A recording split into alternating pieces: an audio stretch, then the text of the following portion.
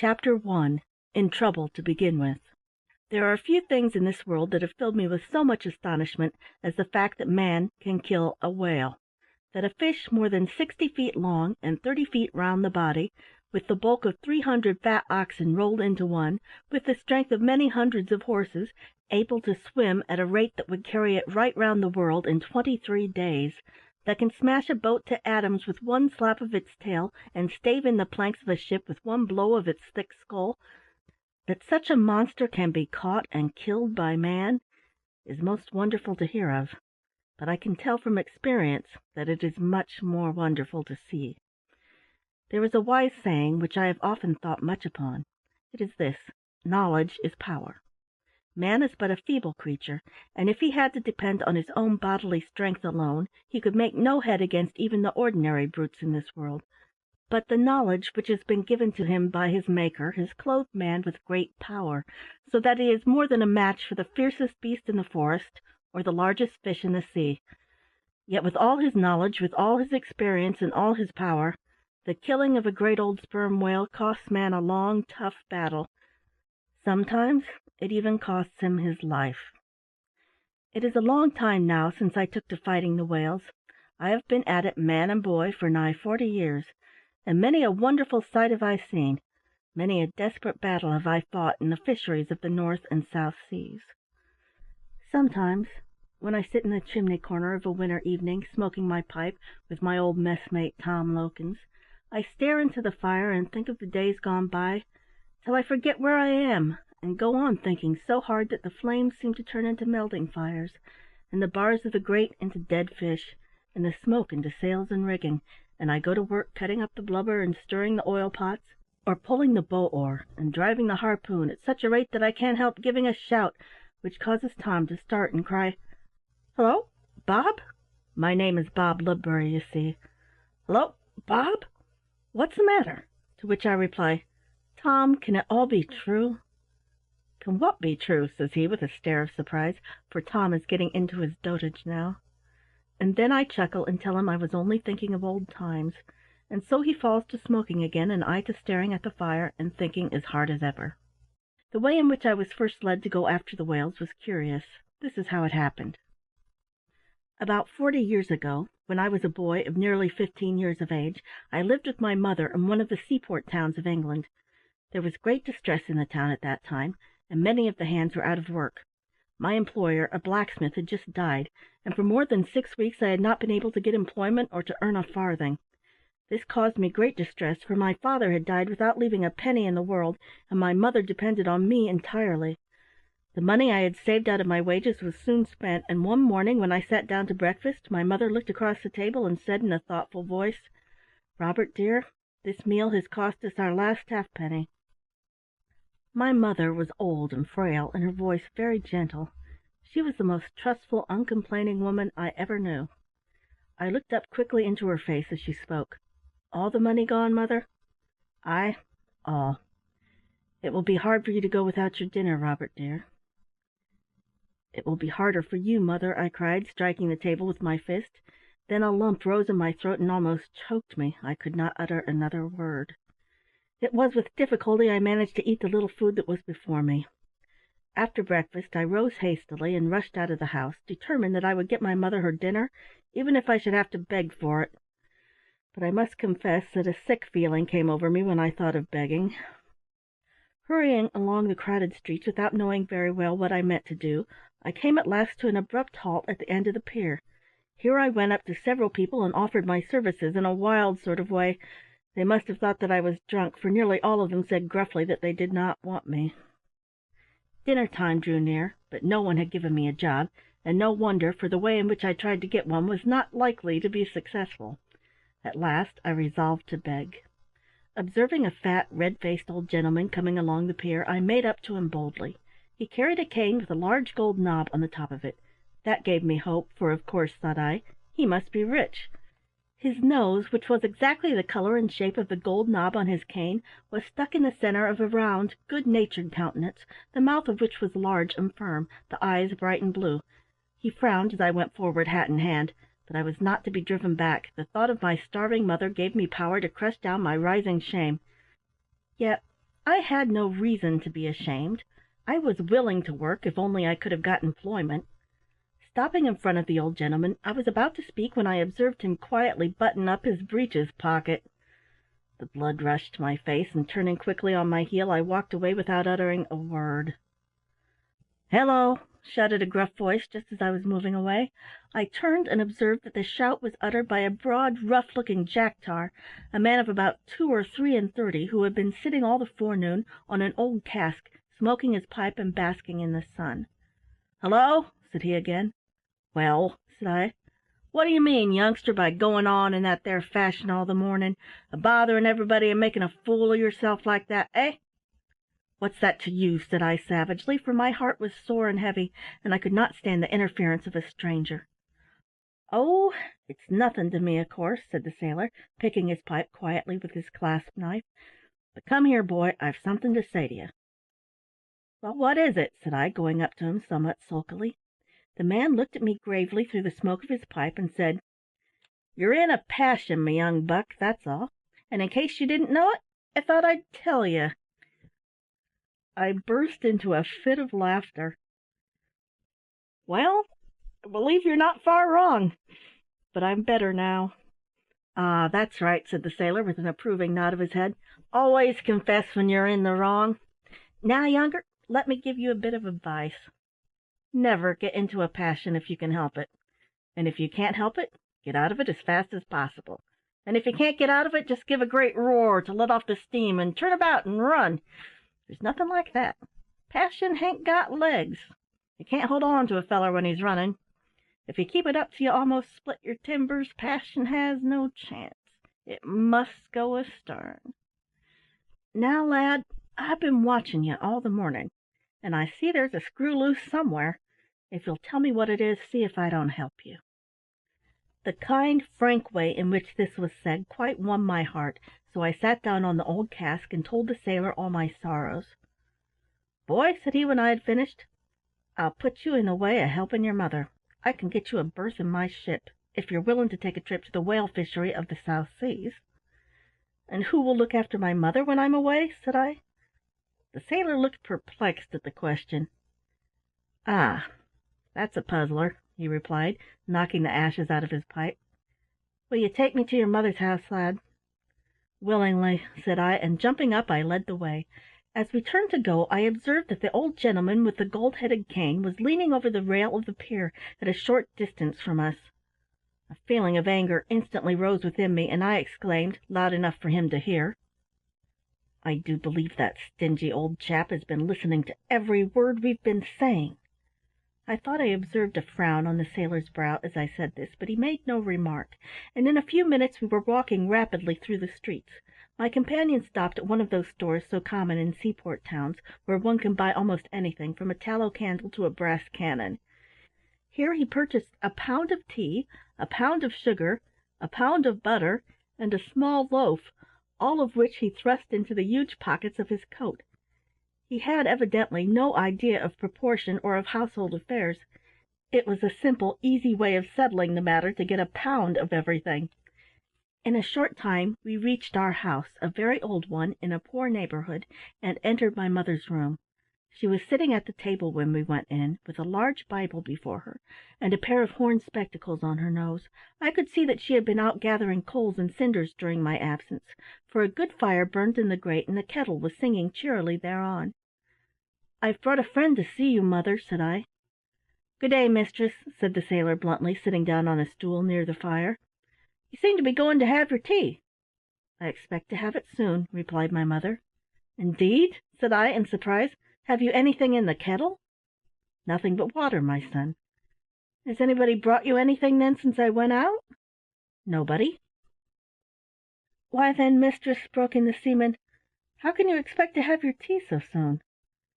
My mother took off her spectacles, looked calmly in the man's face, laid her hand on the Bible, and said, "Because I have been a widow woman these 3 years, and never once in all that time have I gone a single day without a meal. When the usual hour came, I put on my kettle to boil, for this word tells me that the Lord will provide. I expect my tea to-night." The sailor's face expressed puzzled astonishment at these words. and he continued to regard my mother with a look of wonder as he drew forth his supplies of food and laid them on the table. In a short time we were all enjoying a cup of tea and talking about the whale fishery, and the difficulty of my going away while my mother was dependent on me. At last the sailor rose to leave us. Taking a 5-pound note from his pocket, he laid it on the table and said, "Mistress, this is all I have in the world, but I've got neither family nor friends, and I'm bound for the South Seas in 6 days. So if you'll take it, you're welcome to it, and if your son Bob can manage to cast loose from you without leaving you to sink, I'll take him aboard the ship that I sail in. He'll always find me at the Bull and Griffin in the High Street, or at the end of the pier." While the sailor was speaking, I observed a figure standing in a dark corner of the room near the door, and on looking more closely I found that it was the old gentleman with the nose like his cane knob. Seeing that he was observed, he came forward and said, "I trust that you will forgive my coming here without invitation, but I happened to overhear part of the conversation between your son and this seaman, and I am willing to help you over your little difficulty, if you will allow me." The old gentleman said this in a very quick, abrupt way, and looked as if he were afraid his offer might be refused. He was much heated with climbing our long stair, no doubt, and as he stood in the middle of the room, puffing and wiping his bald head with a handkerchief, my mother rose hastily and offered him a chair.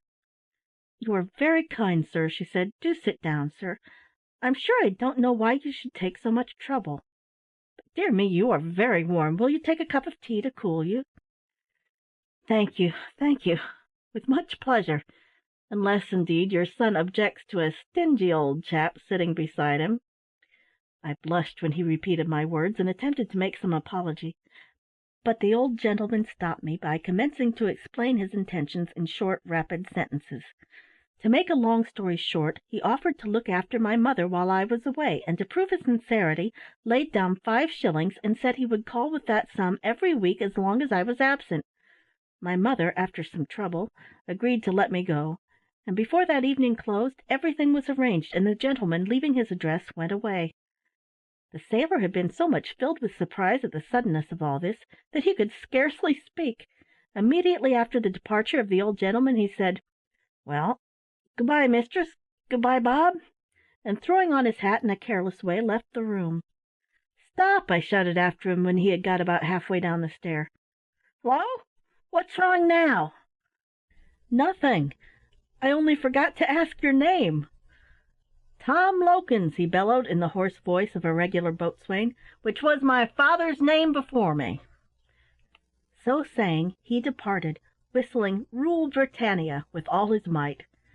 Thus the matter was settled. 6 days afterwards I rigged myself out in a blue jacket, white ducks, and a straw hat, and went to sea.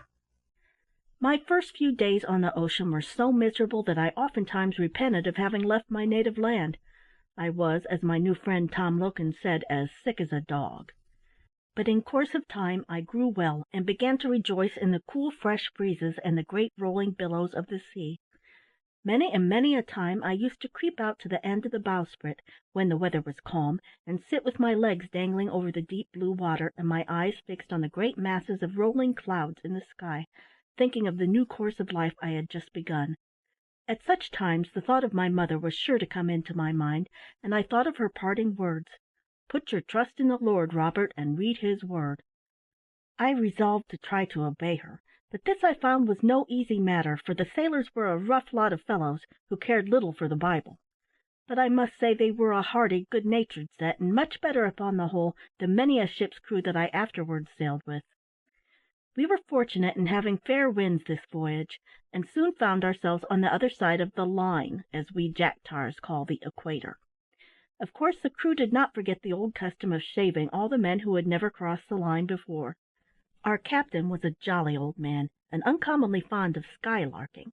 He gave us leave to do what we liked the day we crossed the line, so as there were a number of wild spirits among us, we broke through all the ordinary rules, or rather we added on new rules to them.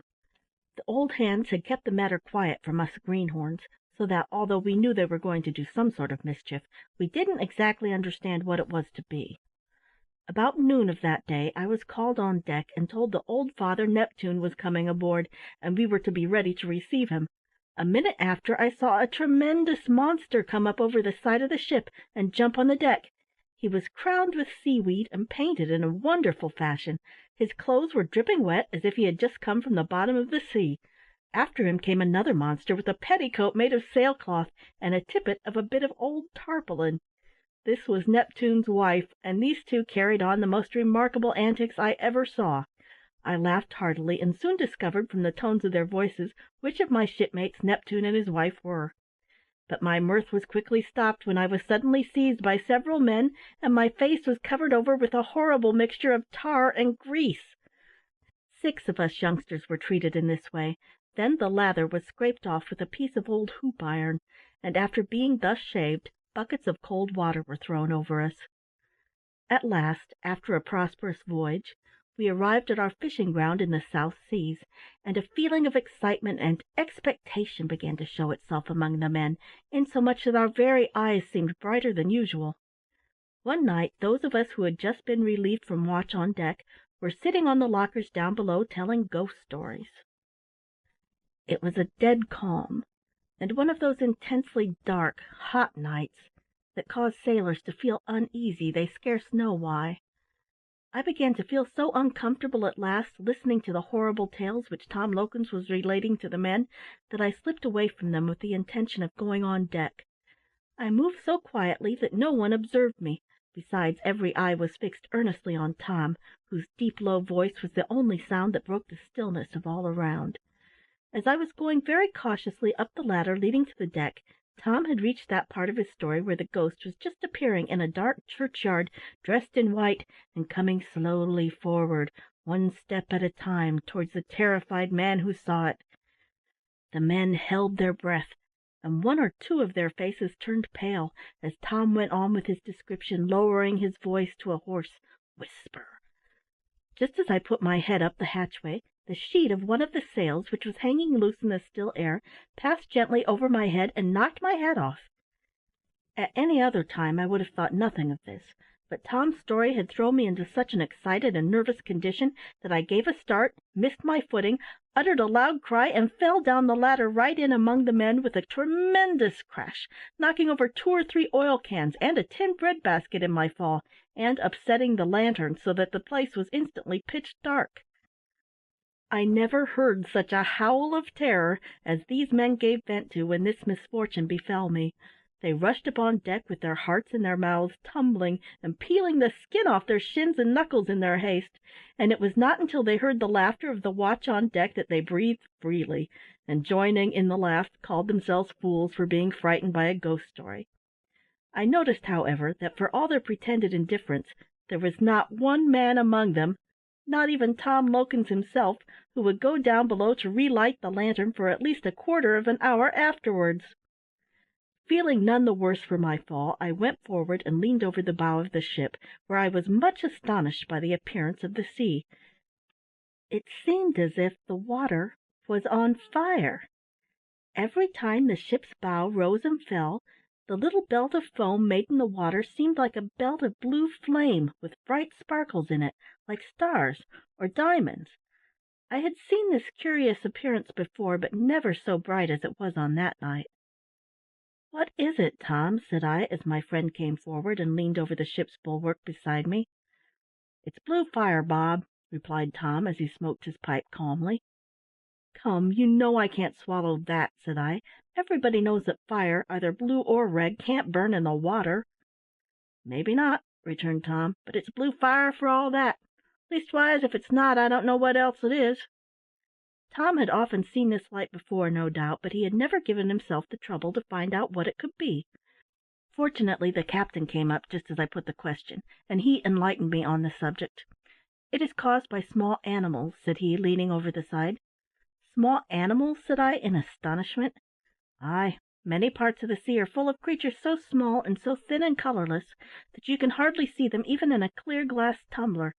Many of them are larger than others, but the most of them are very small." "But how do they shine like that, sir?" I asked. "That I do not know, boy. God has given them the power to shine, just as he has given us the power to walk or speak, and they do shine brightly, as you see, but how they do it is more than I can tell. I think myself it must be anger that makes them shine. for they generally do it when they are stirred up, or knocked about by oars, or ship's keels, or tumbling waves. But I am not sure that's the reason either, because, you know, we often sail through them without seeing the light, though of course they must be there." "P'raps, sir," said Tom Lokins, "p'raps, sir, they're sleepy sometimes, and can't be bothered getting angry." "Perhaps," answered the captain, laughing, "but then again at other times I have seen them shining over the whole sea when it was quite calm, making it like an ocean of milk, and nothing was disturbing them at that time, d'ye see." "I don't know that," objected Tom. "They might have been a-fighting among theirselves." "Or playing, maybe," said I. The captain laughed, and looking up at the sky, said, "I don't like the look of the weather, Tom Lokins.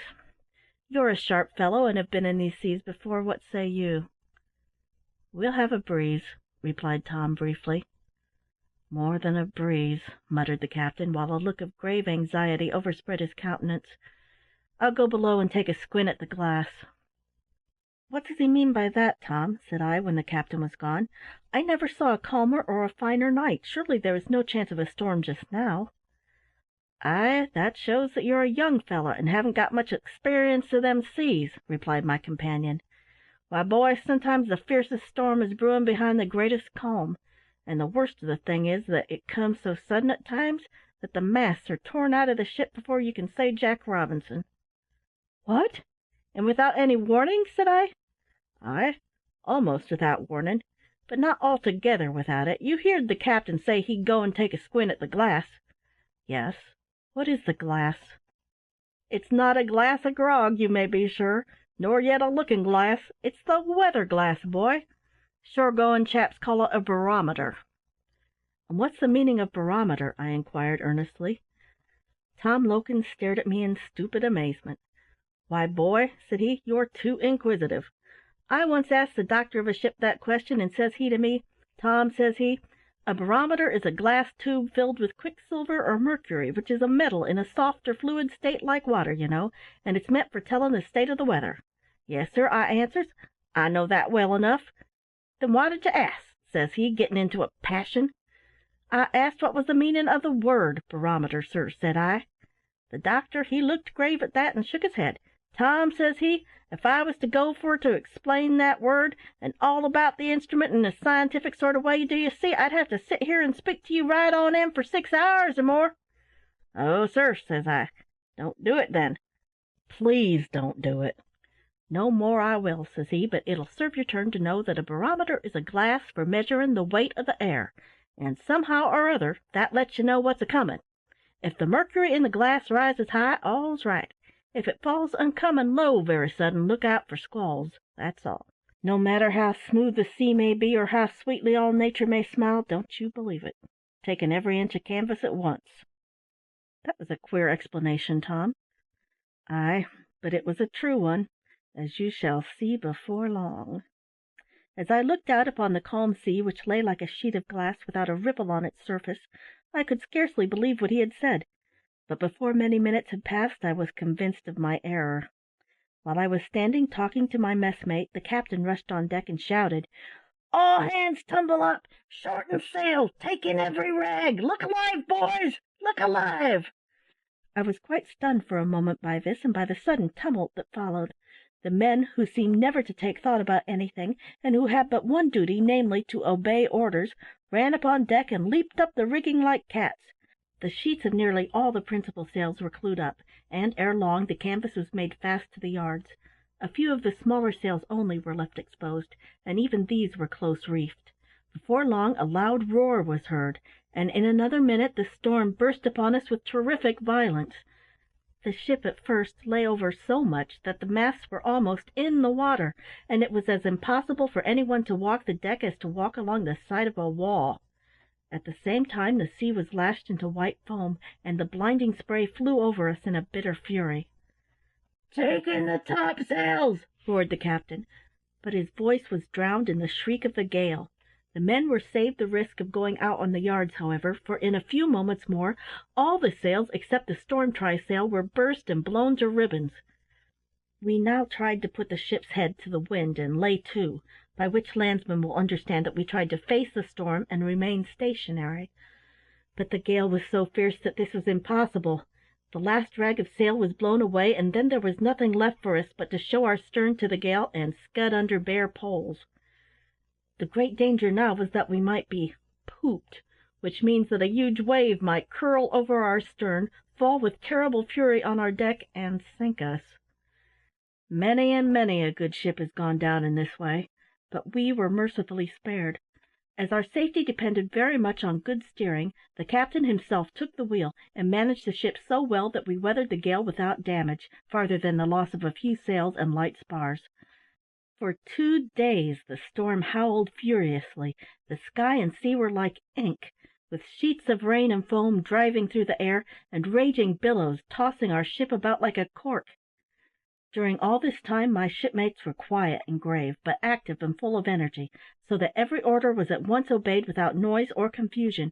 Every man watched the slightest motion of the captain. We all felt that everything depended on him. As for me, I gave up all hope of being saved. It seemed impossible to me that anything that man could build could withstand so terrible a storm. I do not pretend to say that I was not afraid. The near prospect of a violent death caused my heart to sink more than once, but my feelings did not unman me. I did my duty quietly but quickly like the rest, and when I had no work to do, I stood holding on to the weather stanchions, looking at the raging sea, and thinking of my mother, and of the words of kindness and counsel she had so often bestowed upon me in vain. The storm ceased almost as quickly as it began, and although the sea did not all at once stop the heavings of its angry bosom, the wind fell entirely in the course of a few hours, the dark clouds broke up into great masses that were piled up high into the sky, and out of the midst of these the glorious sun shone in bright rays down on the ocean, like comfort from heaven, gladdening our hearts as we busily repaired the damage that we had suffered from the storm. I shall never forget the surprise I got the first time I saw a whale. It was in the forenoon of a most splendid day, about a week after we arrived at that part of the ocean where we might expect to find fish. A light northeast breeze was blowing, but it scarcely ruffled the sea as we crept slowly through the water with every stitch of canvas set. As we had been looking out for fish for some time past, everything was in readiness for them. The boats were hanging over the side ready to lower, tubs for coiling away the ropes, harpoons, lances, etc., all were ready to throw in, and start away at a moment's notice. The man in the crow's nest, as they call the cask fixed up at the masthead, was looking anxiously out for whales, and the crew were idling about the deck. Tom Lokins was seated on the windlass, smoking his pipe, and I was sitting beside him on an empty cask, sharpening a blubber knife. "Tom," said I, "what like is a whale?" "Why, it's like nothing but itself," replied Tom, looking puzzled. "Why, what a queer feller you are to ask questions!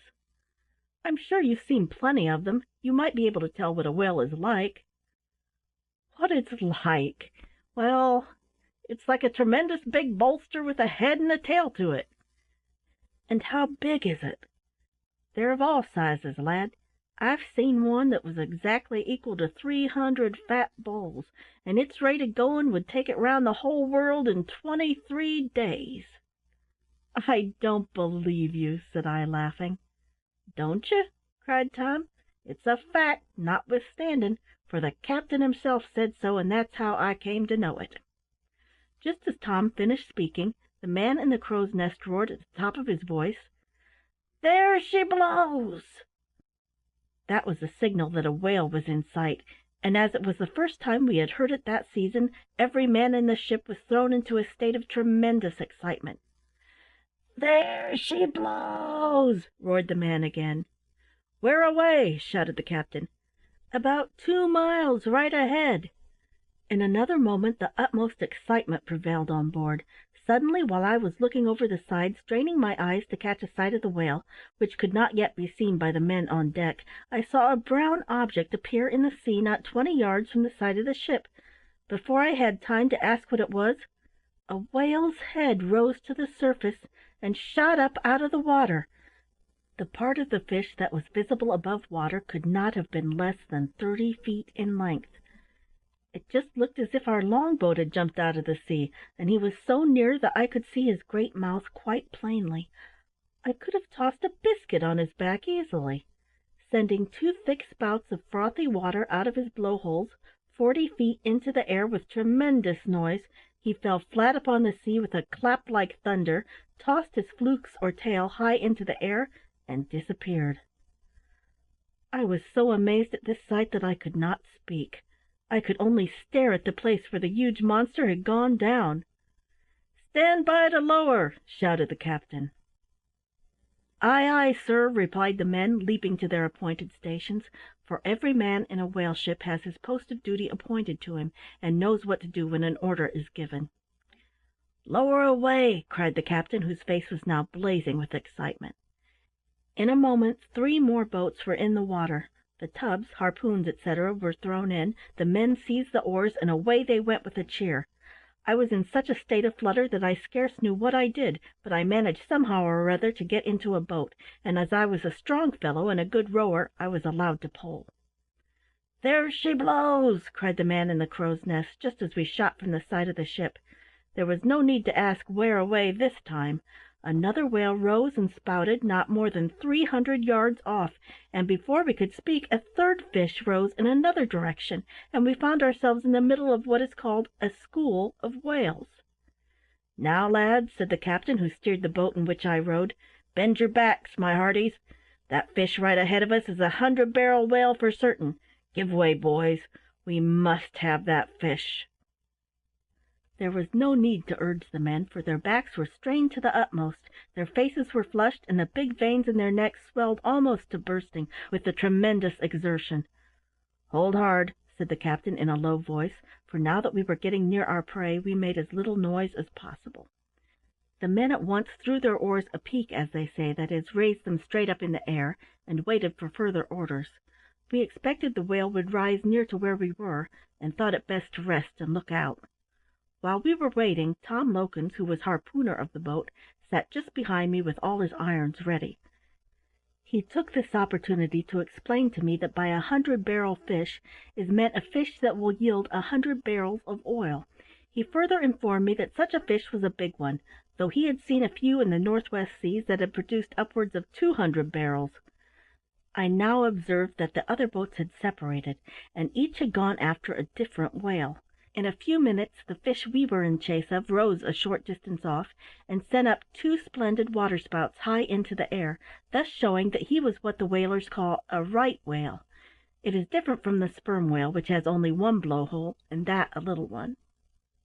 We rowed towards it with all our might, and as we drew near the captain ordered Tom Lokins to stand up, so he at once laid in his oar and took up the harpoon. The harpoon is an iron lance with a barbed point. A whale line is attached to it, and this line is coiled away in a tub. When we were within a few yards of the fish, which was going slowly through the water, all ignorant of the terrible foes who were pursuing him, Tom Lokins raised the harpoon high above his head and darted it deep into its fat side just behind the left fin, and next moment the boat ran aground on the whale's back.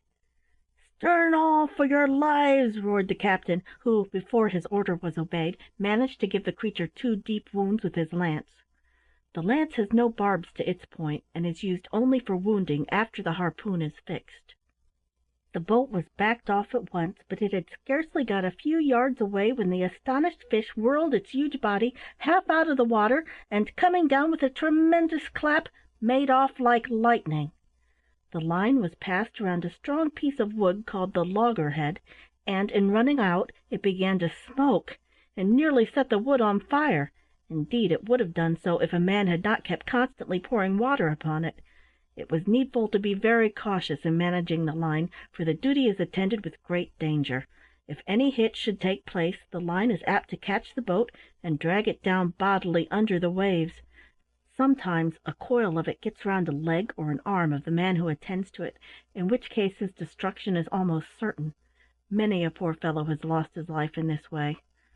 The order was now given to hold on line. This was done, and in a moment our boat was cleaving the blue water like an arrow, while the white foam curled from her bows. I thought every moment we should be dragged under, but whenever this seemed likely to happen, the line was let run a bit, and the strain eased. At last the fish grew tired of dragging us, the line ceased to run out, and Tom hauled in the slack, which another man coiled away in its tub. Presently the fish rose to the surface a short distance off our weather bow. "Give way, boys! Spring your oars!" cried the captain. "Another touch or two with the lance and that fish is ours!" The boat shot ahead, and we were about to dart a second harpoon into the whale's side when it took to sounding, which means that it went straight down, head foremost, into the depths of the sea. At that moment Tom Lokins uttered a cry of mingled anger and disappointment. We all turned round and saw our shipmate standing with the slack line in his hand, and such an expression on his weather-beaten face that I could scarce help laughing. The harpoon had not been well fixed. It had lost its hold, and the fish was now free. "Gone!" exclaimed the captain, with a groan. I remember even yet the feeling of awful disappointment that came over me when I understood that we had lost the fish after all our trouble. I could almost have wept with bitter vexation. As for my comrades, they sat staring at each other for some moments quite speechless. Before we could recover from the state into which this misfortune had thrown us, one of the men suddenly shouted, "Hello! There's the mate's boat in distress!" We turned at once, and truly there was no doubt of the truth of this, for about half a mile off we beheld our first mate's boat tearing over the sea like a small steamer. It was fast to a fish, and 2 oars were set up on end to attract our attention. When a whale is struck, it sometimes happens that the whole of the line in a boat is run out. When this is about to occur, it becomes necessary to hold on as much as can be done without running the boat under the water, and an oar is set up on end to show that assistance is required, either from the ship or from the other boats. As the line grows less and less, another and another oar is hoisted, to show that help must be sent quickly. If no assistance can be sent, the only thing that remains to be done is to cut the line and lose the fish.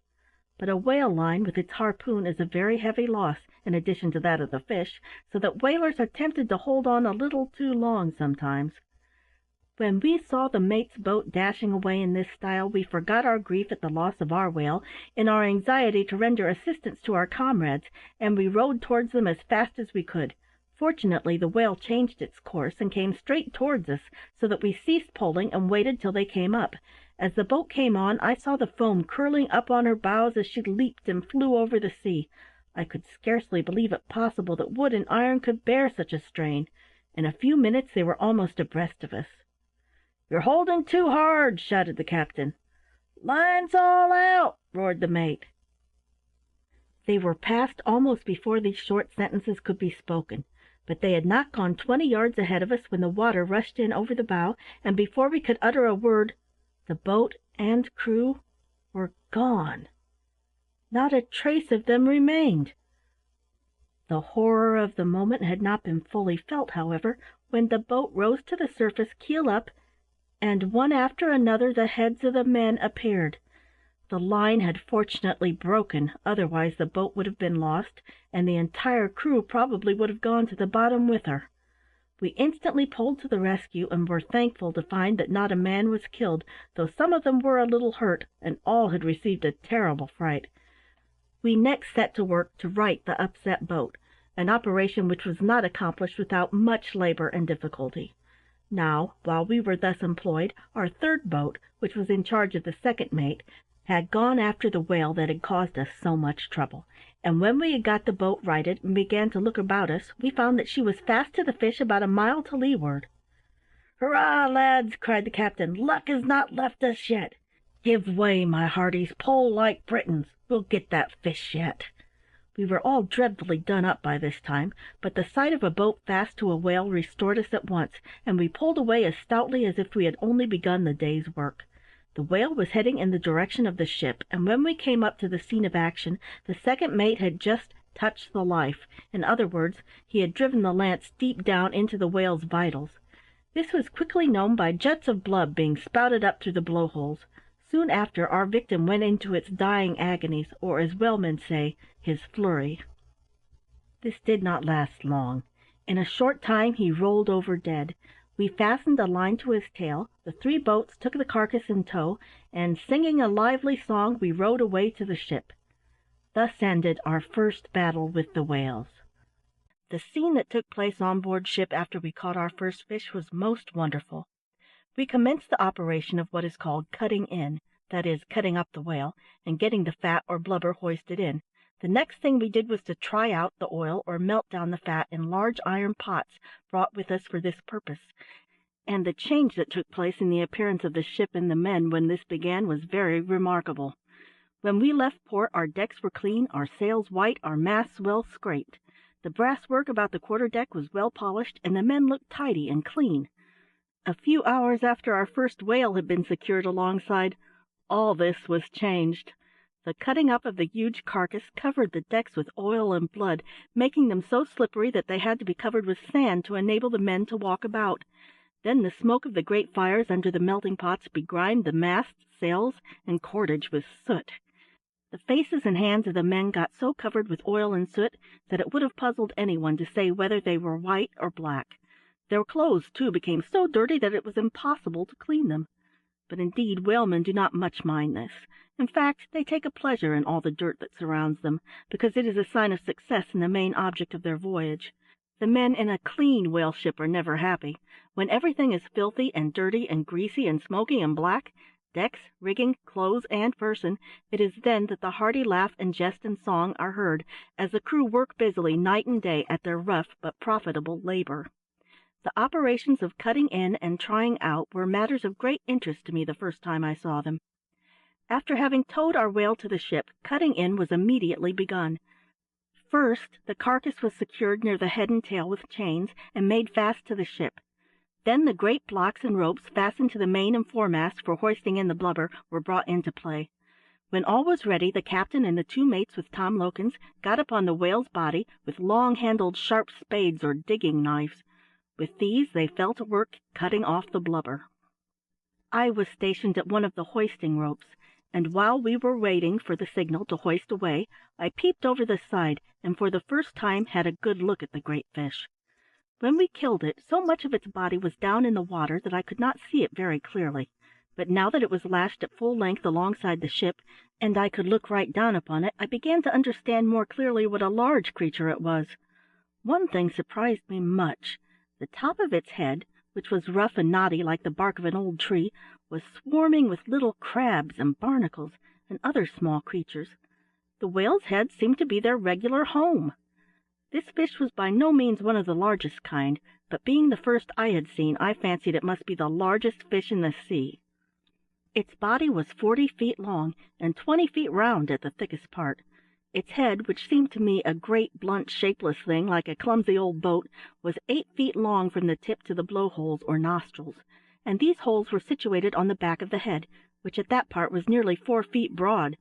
The entire head measured about 21 feet round. Its ears were 2 small holes, so small that it was difficult to discover them, and the eyes were also very small for so large a body, being about the same size as those of an ox. The mouth was very large, and the underjaw had great, ugly lips. When it was dying, I saw these lips close in once or twice on its fat cheeks, which it bulged out like the leather sides of a pair of gigantic bellows. It had 2 fins, one on each side, just behind the head. With these, and with its tail, the whale swims and fights. Its tail is its most deadly weapon. The flukes of this one measured 13 feet across, and with one stroke of this it could have smashed our largest boat in pieces. Many a boat has been sent to the bottom in this way. I remember hearing our first mate tell of a wonderful escape a comrade of his had in the Greenland sea fishery. A whale had been struck, and after its first run they hauled up to it again and rowed so hard that they ran the boat right against it.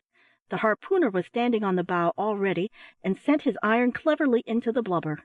In its agony the whale reared its tail high out of the water, and the flukes whirled for a moment like a great fan just above the harpooner's head. One glance up was enough to show him that certain death was descending. In an instant he dived over the side and disappeared. Next moment the flukes came down on the part of the boat he had just left and cut it clean off. The other part was driven into the waves, and the men were left swimming in the water. They were all picked up, however, by another boat that was in company, and the harpooner was recovered with the rest. His quick dive had been the saving of his life. I had not much time given me to study the appearance of this whale before the order was given to hoist away, so we went to work with a will. The first part that came up was the huge lip fastened to a large iron hook, called the blubber hook. It was lowered into the blubber room between decks, where a couple of men were stationed to stow the blubber away. Then came the fins, and after them the upper jaw, with the whalebone attached to it. The right whale has no teeth like the sperm whale. In place of teeth, it has the well-known substance called whalebone, which grows from the roof of its mouth in a number of broad, thin plates, extending from the back of the head to the snout. The lower edges of these plates of whalebone are split into thousands of hairs like bristles, so that the inside roof of a whale's mouth resembles an enormous blacking brush. The object of this curious arrangement is to enable the whale to catch the little shrimps and small sea blubbers, called medusae, on which it feeds. I have spoken before of these last as being the little creatures that gave out such a beautiful pale blue light at night. The whale feeds on them. When he desires a meal, he opens his great mouth and rushes into the midst of a shoal of medusae. The little things get entangled in thousands among the hairy ends of the whalebone, and when the monster has got a large enough mouthful, he shuts his lower jaw and swallows what his net has caught. The wisdom as well as the necessity of this arrangement is very plain. Of course, while dashing through the sea in this fashion with his mouth agape, the whale must keep his throat closed, else the water would rush down it and choke him. Shutting his throat then, as he does, the water is obliged to flow out of his mouth as fast as it flows in. It is also spouted up through his blow-holes, and this with such violence that many of the little creatures would be swept out along with it, but for the hairy-ended whalebone, which lets the sea-water out, but keeps the medusae in. Well, let us return to our cutting in. After the upper jaw came the lower jaw and throat, with the tongue. This last was an enormous mass of fat, about as large as an ox, and it weighed 1,500 or 2,000 pounds. After this was got in, the rest of the work was simple. The blubber of the body was peeled off in great strips, beginning at the neck and being cut spirally towards the tail. It was hoisted on board by the blocks, the captain and mates cutting, and the men at the windlass hoisting, and the carcass slowly turning round until we got an unbroken piece of blubber, reaching from the water to nearly as high as the mainyard arm. This mass was nearly a foot thick, and it looked like fat pork. It was cut off close to the deck and lowered into the blubber room, where the two men stationed there attacked it with knives, cut it into smaller pieces, and stowed it away. Then another piece was hoisted on board in the same fashion, and so on we went until every bit of blubber was cut off. And I heard the captain remark to the mate when the work was done that the fish was a good fat one, and he wouldn't wonder if it turned out to be worth 300 pounds sterling. Now, when this process was going on, a new point of interest arose which I had not thought of before, although my messmate Tom Lokins had often spoken of it on the voyage out. This was the arrival of great numbers of sea-birds. Tom had often told me of the birds that always keep company with whalers, but I had forgotten all about it until I saw an enormous albatross come sailing majestically through the air towards us. This was the largest bird I ever saw, and no wonder, for it is the largest bird that flies. Soon after that another arrived, and although we were more than 1,000 miles from any shore, we were speedily scented out and surrounded by hosts of goonies, stinkards, haglets, gulls, pigeons, petrels, and other sea-birds, which commenced to feed on pieces of the whale's carcass with the most savage gluttony. These birds were dreadfully greedy. They had stuffed themselves so full in the course of a short time that they flew heavily and with great difficulty. No doubt they would have to take 3 or 4 days to digest that meal. Sharks, too, came to get their share of what was going. But these savage monsters did not content themselves with what was thrown away. They were so bold as to come before our faces and take bites out of the whale's body. Some of these sharks were 8 and 9 feet long, and when I saw them open their horrid jaws armed with 3 rows of glistening white sharp teeth, I could well understand how easily they could bite off the leg of a man, as they often do when they get the chance. Sometimes they would come right up on the whale's body with a wave, bite out great pieces of the flesh, turn over on their bellies, and roll off. While I was looking over the side during the early part of that day, I saw a very large shark come rolling up in this way close to Tom Lokin's legs. Tom made a cut at him with his blubber spade, but the shark rolled off in time to escape the blow. And after all, it would not have done him much damage, for it is not easy to frighten or take the life out of a shark. "Hand me an iron and line, Bob," said Tom, looking up at me. "I got a spite against that feller. He's been up twice already. Hand it down here, and 2 or 3 of you stand by to hold on by the line. There he comes, the big villain." The shark came close to the side of the whale at that moment, and Tom sent the harpoon right down his throat. "Hold on hard!" shouted Tom. "Aye, aye!" replied several of the men as they held on to the line, their arms jerking violently as the savage fish tried to free itself. We quickly reeved the line through a block at the fore-yard arm, and hauled it on deck without much difficulty. The scene that followed was very horrible, for there was no killing the brute. It threshed the deck with its tail, and snapped so fiercely with its tremendous jaws that we had to keep a sharp lookout lest it should catch hold of a leg. At last its tail was cut off, the body cut open, and all the entrails taken out, yet even after this it continued to flap and thresh about the deck for some time, and the heart continued to contract for 20 minutes after it was taken out and pierced with a knife. I would not have believed this had I not seen it with my own eyes.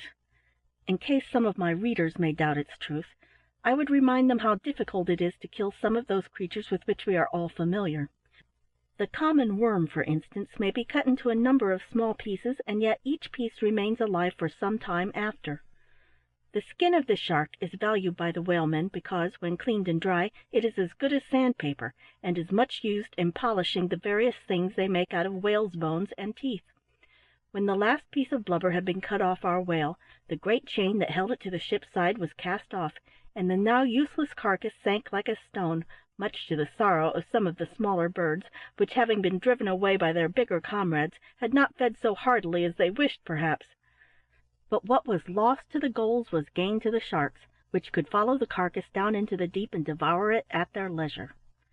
"Now, lads," cried the mate, when the remains had vanished, "rouse up the fires! Look alive, my hearties!" "Aye, aye, sir," was the ready reply, cheerfully given, as every man sprang to his appointed duty. And so, having cut in our whale, we next proceeded to try out the oil. The scenes in a whaleman's life are varied and very stirring.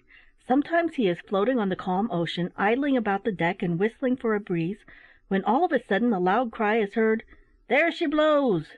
and in a moment the boats are in the water, and he is engaged in all the toils of an exciting chase. Then comes a battle with the great leviathan of the deep, with all its risks and dangers. Sometimes he is unfortunate, the decks are clean, he has nothing to do. At other times he is lucky, cutting in and trying out, engage all his energies and attention. Frequently storms toss him on the angry deep, and show him, if he will but learn the lesson, how helpless a creature he is, and how thoroughly dependent at all times for life, safety, and success upon the arm of God. Trying out the oil, although not so thrilling a scene as many a one in his career, is nevertheless extremely interesting, especially at night, when the glare of the fires in the try-works casts a deep red glow on the faces of the men, on the masts and sails, and even out upon the sea. The try-works consisted of two huge melting pots fixed upon brickwork fireplaces between the fore and main masts. While some of the men were down in the blubber room cutting the blanket pieces, as the largest masses are called, others were pitching the smaller pieces on deck, where they were seized by two men who stood near a block of wood called a horse, with a mincing knife, to slash the junks so as to make them melt easily. These were then thrown into the melting pots by one of the mates, who kept feeding the fires with such scraps of blubber as remain after the oil is taken out. Once the fires were fairly set a-going, no other kind of fuel was required than scraps of blubber. As the boiling oil rose, it was baled into copper cooling tanks. It was the duty of two other men to dip it out of these tanks into casks, which were then headed up by our cooper and stowed away in the hold. As the night advanced, the fires became redder and brighter by contrast, the light shone and glittered on the decks, and as we plied our dirty work I could not help thinking, what would my mother say if she could get a peep at me now? The ship's crew worked and slept by watches, for the fires were not allowed to go out all night. About midnight I sat down on the windlass to take a short rest, and began talking to one of the men, Fred Borders by name. He was one of the quietest and most active men in the ship, and being quite a young man, not more than 19, he and I drew to one another and became very intimate. "I think we're going to have a breeze, Bob," said he, as a sharp puff of wind crossed the deck, driving the black smoke to leeward, and making the fire flare up in the try-works. "I hope it won't be a storm then," said I, "for it will oblige us to put out the fires." Just then Tom Lokins came up, ordered Fred to go and attend to the fires, sat down opposite to me on the windlass, and began to lay down the law in regards to storms. "You see, Bob Ludberry," said he, beginning to fill his pipe, "young fellers like you don't know nothing about the weather. 'Cause why? You've got no experience. Now, I'll put you up to a dodge consarnin' this very thing." I never found out what was the dodge that Tom in his wisdom was to have put me up to, for at that moment the captain came on deck and gave orders to furl the topgallant sails. 3 or 4 of us ran up the rigging like monkeys, and in a few minutes the sails were lashed to the yards. The wind now began to blow steadily from the nor'west, but not so hard as to stop our try works for more than an hour. After that it blew stiff enough to raise a heavy sea, and we were compelled to slack the fires. This was all the harm it did to us, however, for although the breeze was stiffish, it was nothing like a gale. As the captain and the first mate walked the quarter-deck together, I heard the former say to the latter, "I think we had as well take in a reef in the topsails. All hereabouts the fishing ground is good, we don't need to carry on." The order was given to reduce sail, and the men lay out on the topsail yards. I noticed that my friend Fred Borders was the first man to spring up the shrouds and lay out on the main topsail yard. It was so dark that I could scarcely see the masts. While I was gazing up, I thought I observed a dark object drop from the yard. At the same moment there was a loud shriek, followed by a plunge in the sea. This was succeeded by the sudden cry, "Man overboard!" and instantly the whole ship was in an uproar. No one who has not heard that cry can understand the dreadful feelings that are raised in the human breast by it. My heart at first seemed to leap into my mouth and almost choke me. Then a terrible fear, which I cannot describe, shot through me, when I thought it might be my comrade Fred Borders. But these thoughts and feelings passed like lightning, in a far shorter time than it takes to write them down. The shriek was still ringing in my ears when the captain roared, "Down your helm! Stand by to lower away the boats!" At the same moment he seized a light hen-coop and tossed it overboard, and the mate did the same with an oar in the twinkling of an eye. Almost without knowing what I did or why I did it, I seized a great mass of oakum and rubbish that lay on the deck saturated with oil. I thrust it into the embers of the fire in the try works and hurled it blazing into the sea. The ship's head was thrown into the wind, and we were brought to as quickly as possible. A gleam of hope arose within me on observing that the mass I had thrown overboard continued still to burn, but when I saw how quickly it went astern, notwithstanding our vigorous efforts to stop the ship, my heart began to sink, and when, a few moments after, the light suddenly disappeared, despair seized upon me, and I gave my friend up for lost. At that moment, strange to say, thoughts of my mother came into my mind. But there was no time to be lost, and I threw myself with a good deal of energy into the first boat that was lowered, and pulled at the oar as if my own life depended on it. A lantern had been fastened to the end of an oar and set up in the boat, and by its faint light I could see that the men looked very grave. Tom Lokins was steering, and I sat near him, pulling the aft oar. "Do you think we've any chance, Tom?" said I. A shake of the head was his only reply. "It must have been hereaway," said the mate, who stood up in the bow with a coil of rope at his feet and a boat hook in his hand. "Hold on, lads, did any one hear a cry?" No one answered. We all ceased pulling and listened intently, but the noise of the waves and the whistling of the winds were all the sounds we heard. "What's that, floating on the water?" said one of the men suddenly. "Where away?" cried every one eagerly. "Right off the lee bow. There, don't you see it?" At that moment a faint cry came floating over the black water, and died away in the breeze. The single word "hurrah" burst from our throats with all the power of our lungs, and we bent to our oars till we well nigh tore the rullocks out of the boat. "Hold hard! Stern all!" roared the mate as we went flying down to leeward, and almost ran over the hen-coop, to which a human form was seen to be clinging with the tenacity of a drowning man. We had swept down so quickly that we shot past it. In an agony of fear lest my friend should be again lost in the darkness, I leapt up and sprang into the sea. Tom Lokins, however, had noticed what I was about. He seized me by the collar of my jacket just as I reached the water, and held me with a grip like a vice till one of the men came to his assistance and dragged me back into the boat. In a few moments more we reached the hen-coop, and Fred was saved.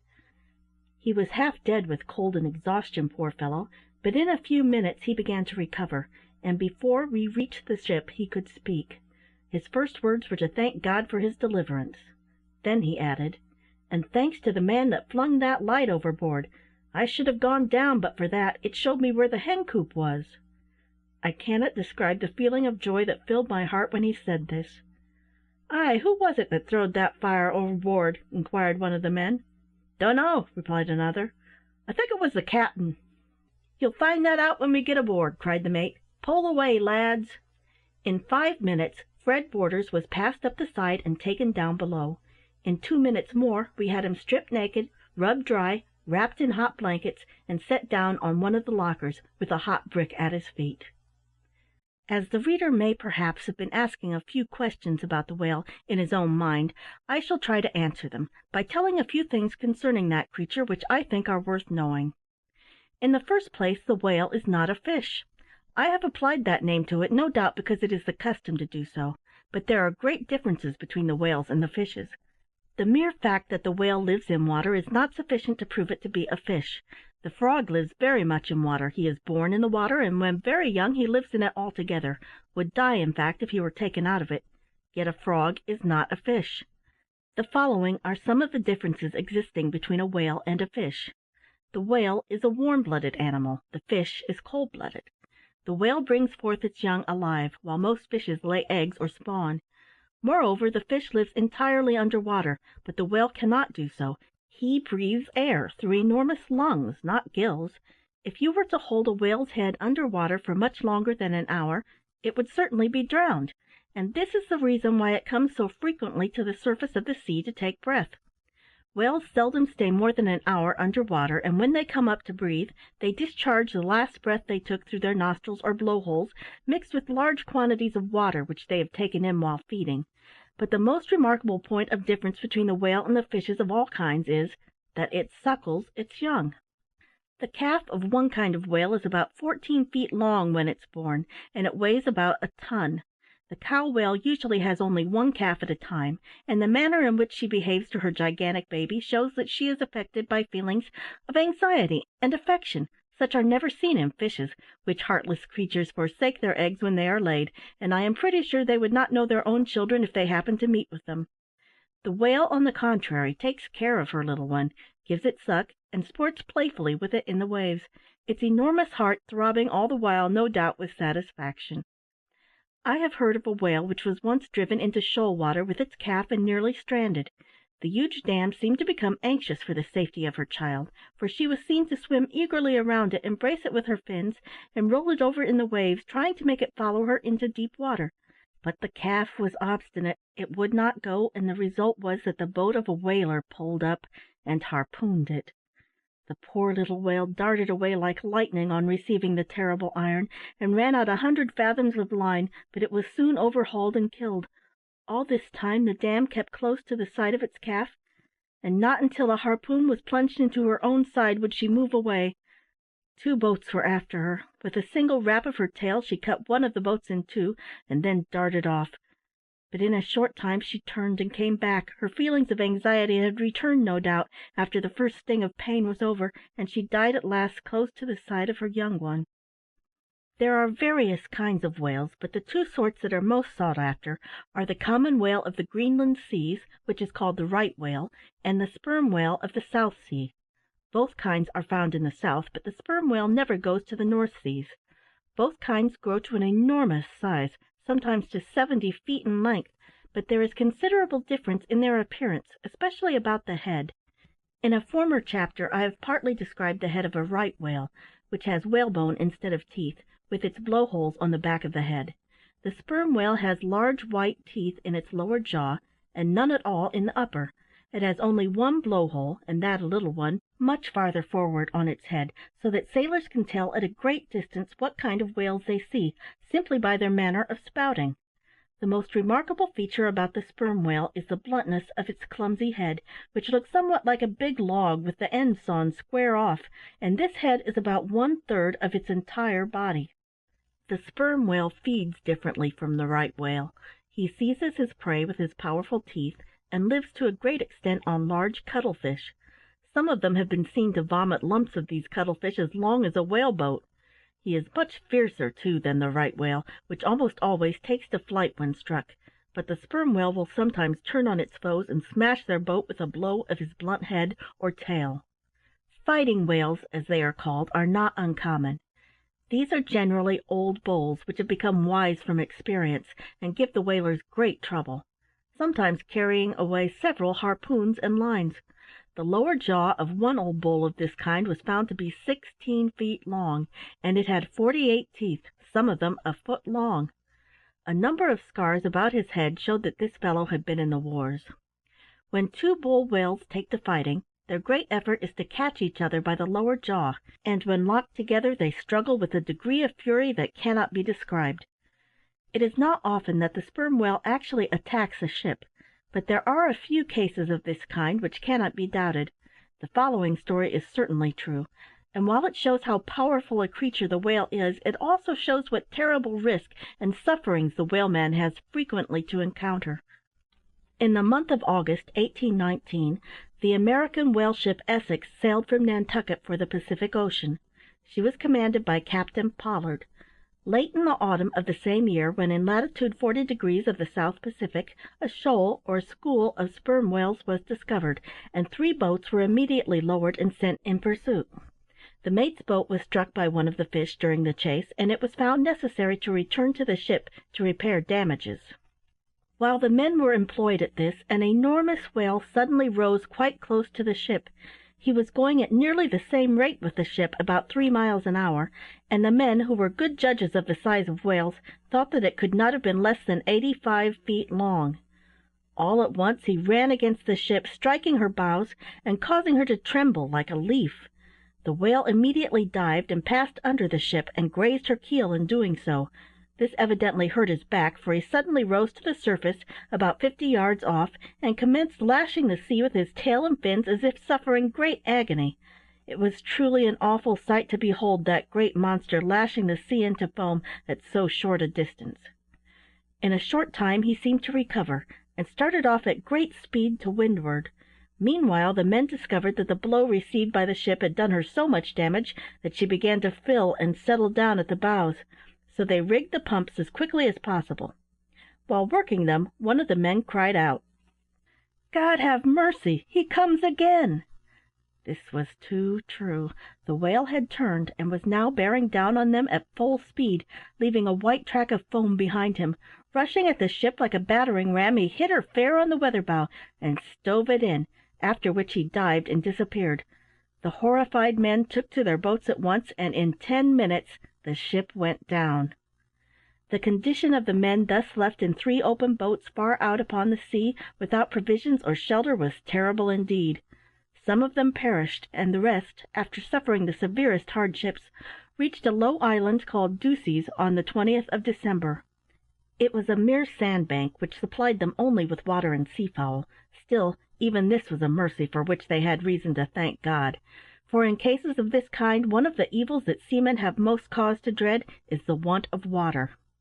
3 of the men resolved to remain on this sandbank, for dreary and uninhabited though it was, they preferred to take their chance of being picked up by a passing ship rather than run the risks of crossing the wide ocean in open boats, so their companions bid them a sorrowful farewell and left them. But this island is far out of the usual track of ships. The poor fellows have never since been heard of. It was the 27th of December when the 3 boats left the sandbank with the remainder of the men, and began a voyage of 2,000 miles toward the island of Juan Fernandez. The mate's boat was picked up about 3 months after by the ship Indian of London, with only 3 living men in it. About the same time the captain's boat was discovered by the Dauphin of Nantucket, with only 2 men living, and these unhappy beings had only sustained life by feeding on the flesh of their dead comrades.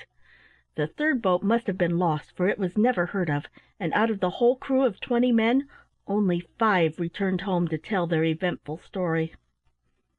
Before resuming the thread of my narrative, I must not omit to mention that in the head of the sperm whale there is a large cavity, or hole, called the case, which contains pure oil that does not require to be melted, but can be baled at once into casks and stowed away. This is the valuable spermaceti from which the finest candles are made. One whale will sometimes yield 15 barrels of spermaceti oil from the case of its head. A large fish will produce from 80 to 100 barrels of oil altogether, sometimes much more, and when whalemen converse with each other about the size of whales, they speak of 80-barrel fish, and so on. Although I have written much about the fighting powers of the sperm whale, it must not be supposed that whales are by nature fond of fighting. On the contrary, the right whale is a timid creature, and never shows fight except in defense of its young, and the sperm whale generally takes to flight when pursued. In fact, most of the accidents that happen to whalemen occur when the wounded monster is lashing the water in blind terror and agony. The whale has three bitter enemies, much smaller but much bolder than himself, and of these he is terribly afraid. They are the swordfish, the thrasher, and the killer.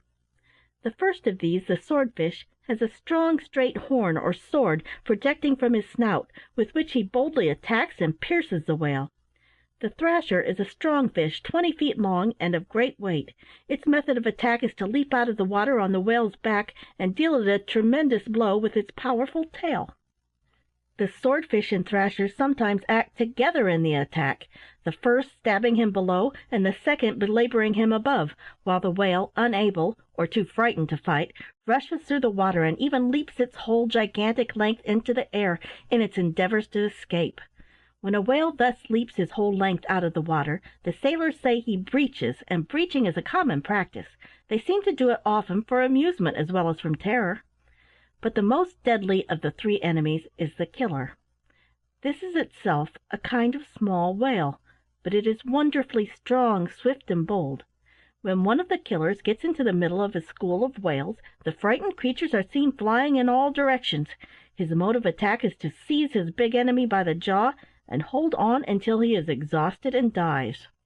One day I was standing beside the windlass, listening to the conversation of 5 or 6 of the men, who were busy sharpening harpoons and cutting knives, or making all kinds of toys and things out of whales' bones. We had just finished cutting in and trying out our third whale, and as it was not long since we reached the fishing ground, we were in high hopes of making a good thing of it that season, so that every one was in good spirits, from the captain down to the youngest man in the ship. Tom Lokins was smoking his pipe, and Tom's pipe was an uncommonly black one, for he smoked it very often. Moreover, Tom's pipe was uncommonly short, so short that I always wondered how he escaped burning the end of his nose. Indeed, some of the men said that the redness of the end of Tom's nose was owing to its being baked like a brick by the heat of his pipe. Tom took this pipe from his mouth, and while he was pushing down the tobacco with the end of his little finger, he said, "Do you know, lads, I've been thinking—" "No, have you?" cried one of the men, interrupting him with a look of pretended surprise. "Well, now, I do think, messmates, that we should ax the mate to make a note of that in the log, for it's not often that Tom Lokins takes to thinking." There was a laugh at this, but Tom, turning with a look of contempt to the man who interrupted him, replied, "I'll tell you what it is, Bill Blunt, if all the thoughts that you think, and especially the jokes that you utter, was put down in the log, they'd be so heavy that I do believe they would sink the ship." "Well, well," cried Bill, joining in the laugh against himself, "if they did, your jokes would be so light and trifling that I do believe they'd float her again. But what have you been a-thinking of, Tom?" "I've been thinking," said Tom slowly, "that if a whale makes his breakfast entirely off them little things that you can hardly see when you get 'em into a tumbler, I forget how the captain calls 'em, what a tremendous heap of 'em he must eat in the course of a year." "Thousands of 'em, I suppose," said one of the men. "Thousands!" cried Tom. "I should rather say billions of them." "How much is billions, mate?" inquired Bill. "I don't know," answered Tom.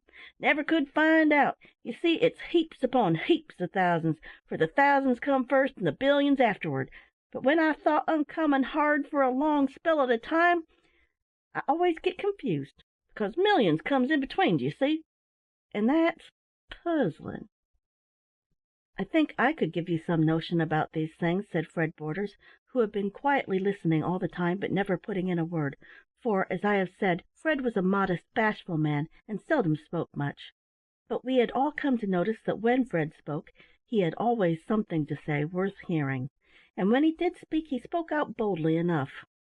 We had come to have feelings of respect for our young shipmate, for he was a kind-hearted lad, and we saw by his conversation that he had been better educated than the most of us. so all our tongues stopped as the eyes of the party turned on him. "Come, Fred, let's hear it then," said Tom. "It's not much I have to tell," began Fred, "but it may help to make your minds clearer on this subject. On my first voyage to the whale fishery, you know, lads, this is my second voyage, I went to the Greenland seas. We had a young doctor aboard with us, quite a youth. Indeed, he had not finished his studies at college, but he was cleverer for all that than many an older man that had gone through his whole course. I do believe that the reason of his being so clever was that he was forever observing things and studying them, and making notes and trying to find out reasons. He was never satisfied with knowing a thing, he must always find out why it was. One day I heard him ask the captain what it was that made the sea so green in some parts of those seas. Our captain was an awfully stupid man. So long as he got plenty of oil, he didn't care two straws for the reason of anything. The young doctor had been bothering him that morning with a good many questions, so when he asked him what made the sea green, he answered sharply, "I suppose it makes itself green, young man," and then he turned from him with a sling. The doctor laughed and came forward among the men and began to tell us stories and ask questions. Ah, he was a real hearty fellow. He would tell you all kinds of queer things, and would pump you dry of all you knew in no time. Well, but the thing I was going to tell you was this.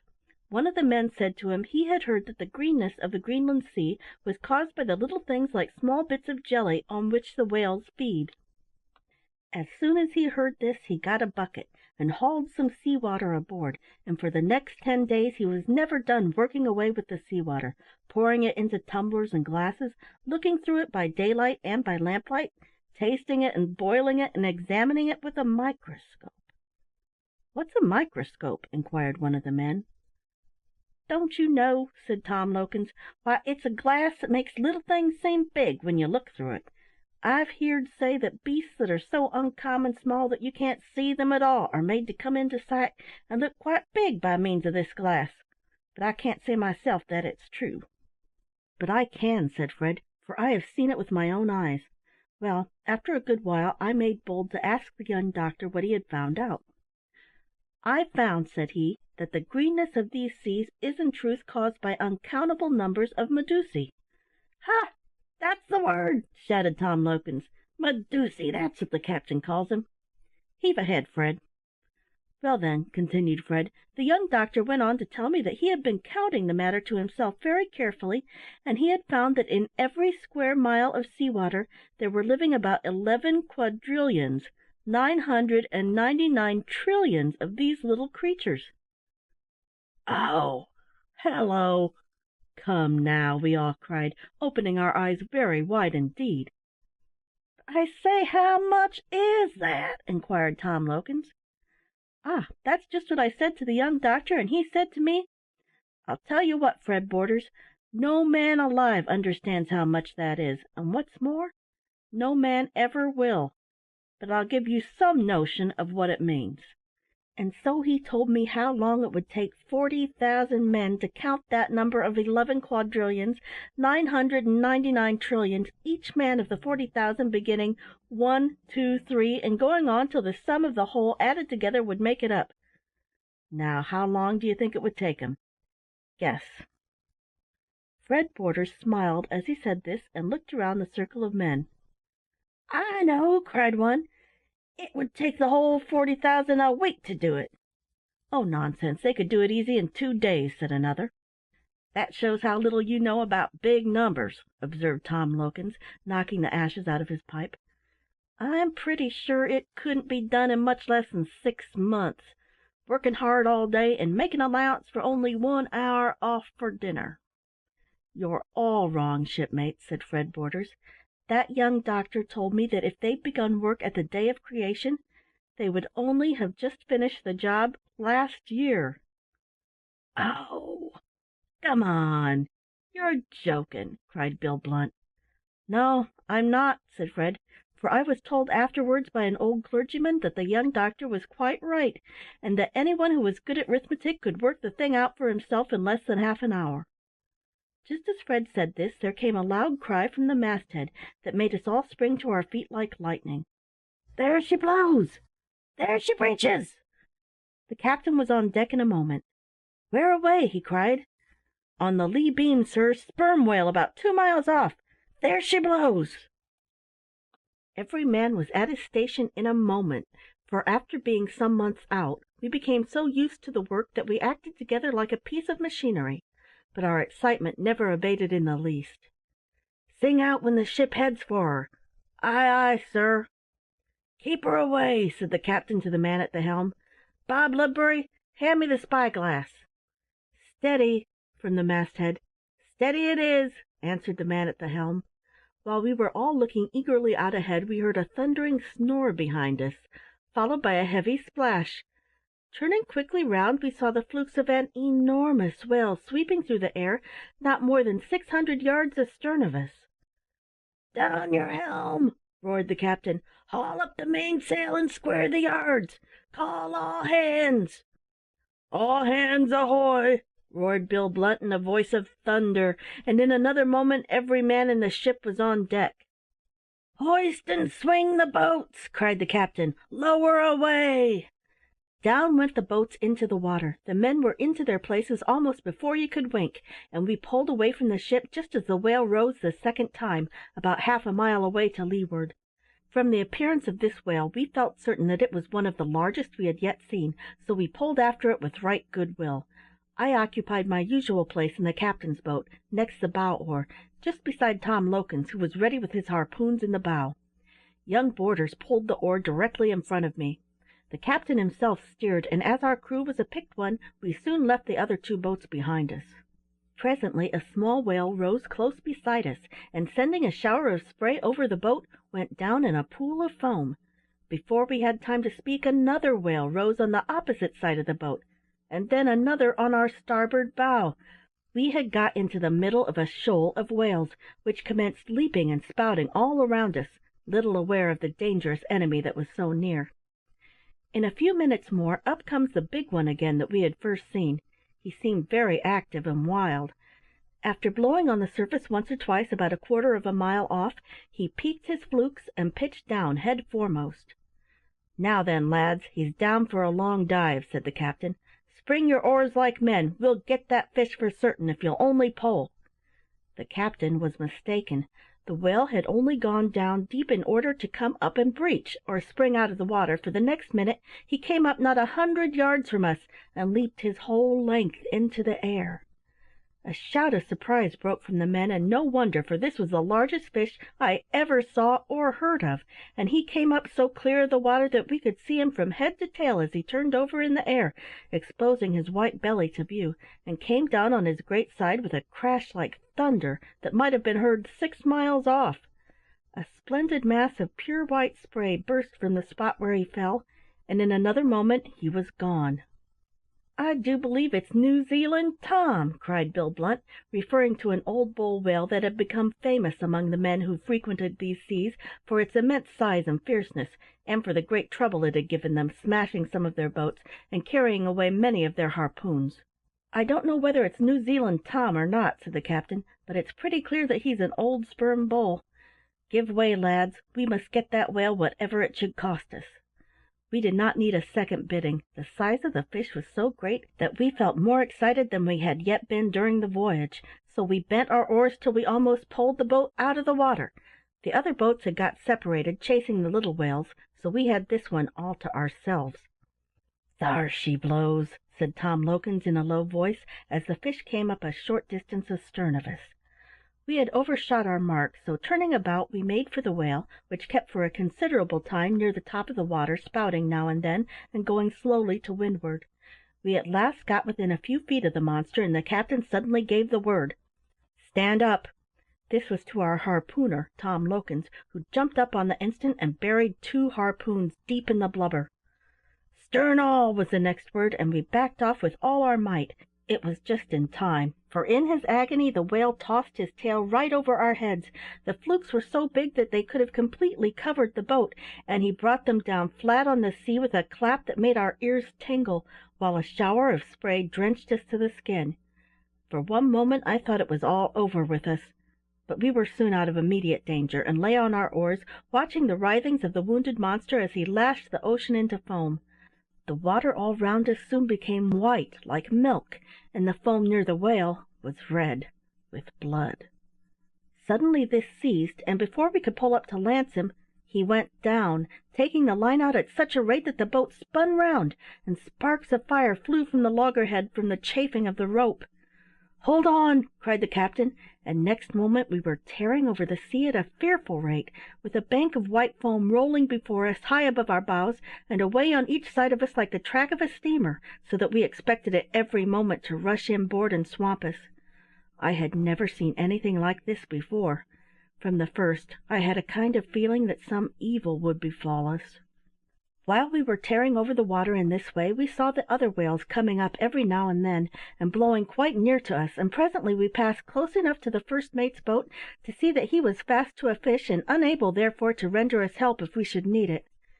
In a short time the line began to slack, so we hauled it in hand over hand, and Tom Lokins coiled it away in the tub in the stern of the boat, while the captain took his place in the bow to be ready with the lance. The whale soon came up, and we pulled with all our might towards him. Instead of making off again, however, he turned round and made straight at the boat. I now thought that destruction was certain, for when I saw his great blunt forehead coming down on us like a steamboat, I felt that we could not escape. I was mistaken. The captain received him on the point of his lance, and the whale has such a dislike to pain that even a small prick will sometimes turn him. For some time we kept dodging round this fellow, but he was so old and wise that he always turned his head to us, and prevented us from getting a chance to lance him. At last he turned a little to one side, and the captain plunged the lance deep into his vitals. "Ha! That's touched his life!" cried Tom, as a stream of blood flew up from his blow-holes, a sure sign that he was mortally wounded. But he was not yet conquered. After receiving the cruel stab with the lance, he pitched right down, head foremost, and once more the line began to fly out over the bow. We tried to hold on, but he was going so straight down that the boat was almost swamped, and we had to slack off to prevent our being pulled under water. Before many yards of the line had run out, one of the coils in the tub became entangled. "Look out, lads!" cried Tom, and at once throwing the turn off the loggerhead, he made an attempt to clear it. The captain, in trying to do the same thing, slipped and fell. Seeing this, I sprang up, and grasping the coil as it flew past, tried to clear it. Before I could think, a turn whipped round my left wrist. I felt a wrench as if my arm had been torn out of the socket, and in a moment I was overboard, going down with almost lightning speed into the depths of the sea. Strange to say, I did not lose my presence of mind. I knew exactly what had happened. I felt myself rushing down, down, down, with terrific speed. A stream of fire seemed to be whizzing past my eyes. There was a dreadful pressure on my brain, and a roaring as if of thunder in my ears. Yet even in that dread moment, thoughts of eternity, of my sins, and of meeting with my God flashed into my mind, for thought is quicker than the lightning flash. Of a sudden the roaring ceased, and I felt myself buffeting the water fiercely in my efforts to reach the surface. I know not how I got free, but I suppose the turn of the line must have slackened off somehow. All this happened within the space of a few brief moments, but oh, they seemed fearfully long to me. I do not think I could have held my breath a second longer. When I came to the surface and tried to look about me, I saw the boat not more than 50 yards off, and being a good swimmer I struck out for it, although I felt terribly exhausted. In a few minutes my comrades saw me, and with a cheer put out the oars and began to row towards me. I saw that the line was slack, and that they were hauling it in, a sign that the whale had ceased running and would soon come to the surface again. Before they had pulled half a dozen strokes, I saw the water open close beside the boat, and the monstrous head of the whale shot up like a great rock rising out of the deep. He was not more than 3 feet from the boat, and he came up with such force that more than half his gigantic length came out of the water, right over the boat. I heard the captain's loud cry, "Sterna!" But it was too late. The whole weight of the monster's body fell upon the boat. There was a crash and a terrible cry as the whale and the boat went down together. For a few moments he continued to lash the sea in his fury, and the fragments of the boat floated all around him. I thought that every man, of course, had been killed, but one after another their heads appeared in the midst of blood and foam, and they struck out for oars and pieces of the wreck. Providentially the whale, in his tossings, had shot a little away from the spot, else every man must certainly have been killed. A feeling of horror filled my heart as I beheld this, and thought upon my position, Fortunately I had succeeded in reaching a broken plank, for my strength was now so much exhausted that I could not have kept my head above water any longer without its assistance. Just then I heard a cheer, and the next time I rose on the swell I looked quickly around and saw the mate's boat making for the scene of action as fast as a stout and willing crew could pull. In a few minutes more I was clutched by the arm and hauled into it. My comrades were next rescued, and we thanked God when we found that none were killed, although one of them had got a leg broken and another an arm twisted out of joint. They all, however, seemed to think that my escape was much more wonderful than theirs, but I cannot say that I agreed with them in this. We now turned our attention to the whale, which had dived again. As it was now loose, we did not know, of course, where it would come up, so we lay still a while. Very soon up he came, not far from us, and as fierce as ever. "Now, lads, we must get that whale," cried the mate. "Give way with a will." The order was obeyed. The boat almost leaped over the swell, and before long another harpoon was in the whale's back. "Fast again! Hurrah!" shouted the mate. "Now for the lance."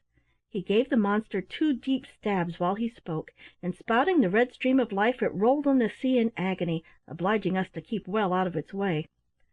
I could not look upon the dying struggles of this enormous fish without feelings of regret and self-reproach for helping to destroy it. I felt almost as if I were a murderer, and that the Creator would call me to account for taking part in the destruction of one of His grandest living creatures. But the thought passed quickly from my mind, as the whale became more violent and went into its flurry.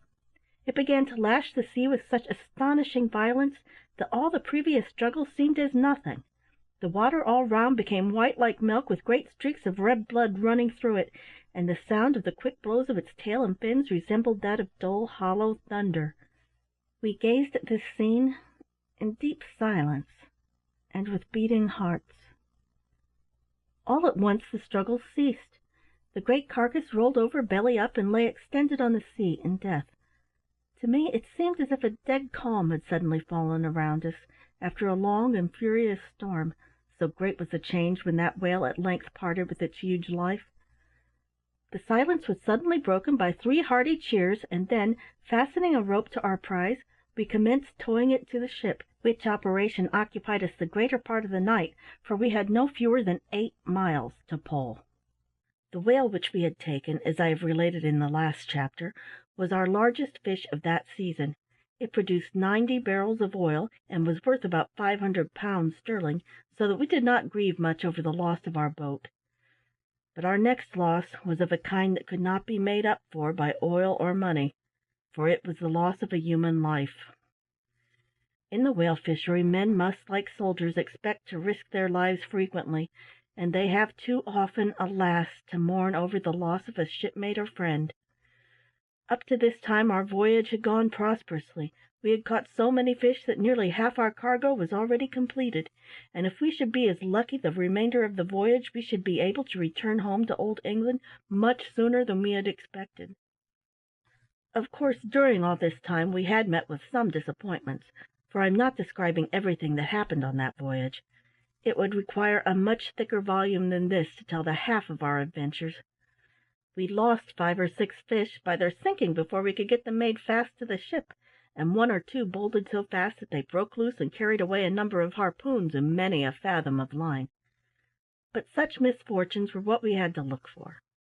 Every whaler meets with similar changes of luck, and we did not expect to fare differently from our neighbours. These things did not cause us much regret beyond the time of their occurrence, but it was far otherwise with the loss that now befell us. It happened one forenoon.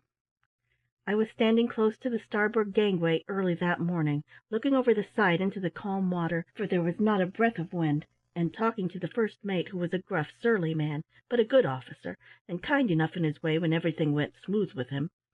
But things don't go very smooth generally in whaling life, so the mate was oftener gruff than sweet. "Bob Blubbery," said he, "have you got your cutting in gear in order? I've got a notion that we'll raise the oil this day." "All right, sir," said I. "You might shave yourself with the blubber spades. That was a good fish we got last, sir, wasn't it?" "Pretty good, though I've seen bigger." "He gave us a deal of trouble, too," said I. "Not so much as I've seen others give," said he. When I was fishing in the Greenland seas we made fast to a whale that cost us I don't know how many $100. You must know the first mate was a Yankee, and he reckoned everything in dollars." "How was that, sir?" asked I. "Well, it was something in this fashion. We were floating about in the North Atlantic one calm, hot day, just something like this, only it was the afternoon, not the morning. We were doing nothing and whistling for a breeze when all of a sudden up comes 5 or 6 whales all round the ship, as if they had spied her from the bottom of the sea and had come up to have a squint at her. Of course the boats were manned at once, and in less than no time we were tearing after 'em like all alive. But them whales were pretty wildish, I guess. They kept us pulling the best part of 5 hours before we got a chance at 'em. My boat was out of sight of the ship before we made fast to a regular snorer, 100-barreler at the least. The moment he felt the iron, away he went like the shot out of a gun. But he didn't keep it up long, for soon after another of our boats came up and made fast. Well, for some 2 or 3 hours we held fast, but could not haul on to him to use the lance, for the moment we came close up alongside of his tail he peaked flukes and dived, then up again and away as fast as ever. It was about noon before we touched him again, but by that time 2 more harpoons were made fast and 2 other boats cast tow lines aboard of us, and were hauled along. That was 4 boats and more than 1,600 fathoms of line, besides 4 harpoons that was passed to that whale, and yet for all that he went ahead as fast as we could have rowed, taking us along with him quite easy. A breeze having sprung up, our ship overhauled us in the course of the afternoon, and towards evening we sent a line on board to see if that would stop the big fish, and the topsails were lowered, so as to throw some of the ship's weight on him, but the irons drew out with the strain. However, we determined to try it again. Another line was sent aboard about 8 o'clock, and the topsails were lowered, but the line snapped immediately. Well, we held on to that whale the whole of that night, and at 4 o'clock next morning, just 36 hours after he was first struck, 2 fast lines were taken aboard the ship. The breeze was fresh and against us, so the topgallant sails were taken in, the courses hauled up, and the topsails clewed down. Yet I assure you that whale towed the ship dead against the wind for an hour and a half, at the rate of 2 miles an hour, and all the while beating the water with his fins and tail, so that the sea was in a continual foam. We did not kill that fish till after 40 hours of the hardest work I ever went through." Some of my shipmates seemed to doubt the truth of this story, but for my part I believed it, because the mate was a grave, truthful man, though he was gruff, and never told lies as far as I knew.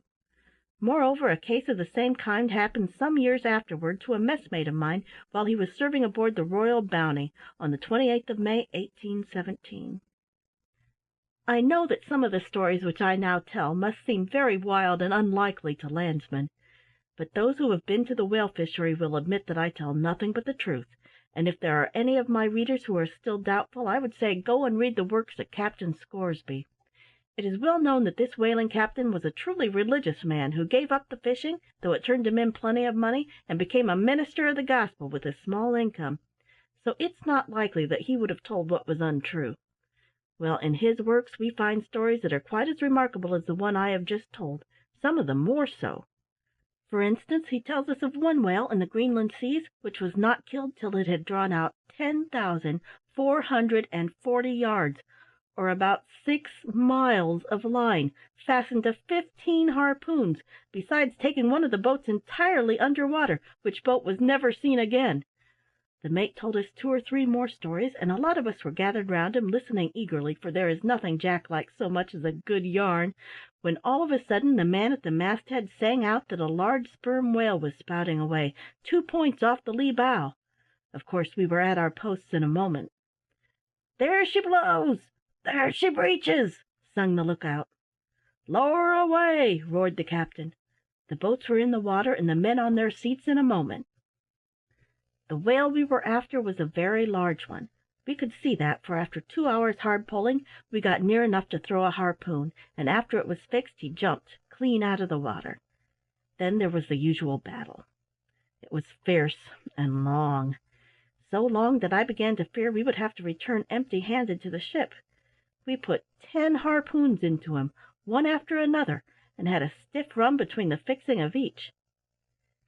It is astonishing, the difference between the fish. One will give you no trouble at all. I have often seen a good big fellow killed in half an hour. Another will take you half a day, and perhaps you may lose him after all. The whale we were now after at last took to showing fight. He made 2 or 3 runs at the boat, but the mate, who was in command, pricked him off with the lance cleverly. At last we gave him a severe wound, and immediately he dived. "That was into his life," remarked Tom Lokins, as we sat waiting for him to come up again. The captain's boat was close to ours, about 10 yards off. We had not to wait long. The sudden stoppage and slacking off of all the lines showed that the whale was coming up. All at once I saw a dark object rising directly under the captain's boat. Before I could make out what it was, almost before I could think, the boat flew up into the air as if a powder magazine had exploded beneath it. The whale had come up and hit it with his head right on the keel, so that it was knocked into pieces, and the men, oars, harpoons, lances, and tackle shot up in confusion into the air. Immediately after that the whale went into his flurry, but we paid no attention to him in our anxiety to pick up our companions. They all came to the surface quickly enough, but while some made for the boats vigorously, others swam slowly and with pain, showing that they were hurt, while 1 or 2 floated as if dead upon the water. Most of the men had escaped with only a few cuts and bruises, but one poor fellow was hauled out of the water with a leg broken, and another was so badly knocked about the head that it was a long time before he was again fit for duty. The worst case, however, was that of poor Fred Borders. He had a leg broken and a severe wound in the side from a harpoon which had been forced into the flesh over the barb, so that we could hardly get it drawn out. We laid him in the stern of the boat, where he lay for some time insensible, but in a short time he revived and spoke to us in a faint voice. His first words were, "I'm dying, messmates." "Don't say that, Fred," said I, while my heart sank within me. "Cheer up, my boy, you'll live to be the death of many a whale yet. See, put your lips to this can, it'll do you good." He shook his head gently, being too weak to reply. We had killed a big fish that day, and we knew that when he was tried in we should have completed our cargo. But there was no cheer given when the monster turned over on his side, and the pull to the ship that evening seemed to us the longest and heaviest we ever had, for our hearts were very sad. Next day Fred was worse, and we all saw that his words would come true. He was dying. I was permitted to nurse my poor messmate, and I spent much of my time in reading the Bible to him, at his own request. He lived about a week after the accident, and then he died. We buried our shipmate in the usual sailor fashion. We wrapped him in his hammock with a cannon-ball at his feet to sink him. The captain read the burial service at the gangway, and then, in deep silence, we committed his corpse to the deep. The death of poor Fred Borders cast a gloom over the ship for many days. Every one had respected, and many of us had loved the lad, so that we mourned for him long and truly. But a sailor's life is such a rough one, requiring so much energy and hearty goodwill to his work, that he cannot afford to allow the sorrows of his heart to sit long on his countenance. In a day or two after, no one would have supposed we had lost one of our best men. Whales appeared in great numbers around us. The old cry of "Thar she blows!" ran out frequently from the masthead, and the answering cry from the captain, "Where away?" was followed by the "Stand by to lower! Lower away!" Then came the chase with all its dangers and excitement, the driving of the harpoon, the sudden rush of the struck fish, the smoke and sparks of fire from the loggerhead, the plunging of the lance, the spouting blood, the flurry at the end, and the wild cheer as we beheld our prize floating calmly on the sea. And in the midst of such work we forgot for a time the solemn scene we had so recently witnessed. But our hearts were not so light as before, and although we did not show it, I know full well that many a joke was checked, and many a laugh repressed, for the memory of our dead shipmate. The man who was most affected by his death was the captain, but we were not prepared for the great change that soon appeared in his manner and conduct. After a time he laughed with the rest of us at a good joke, and cheered as loud as the best when a big fish turned belly up. but his behavior to us became more gentle and kind, and he entirely gave up the habit of swearing.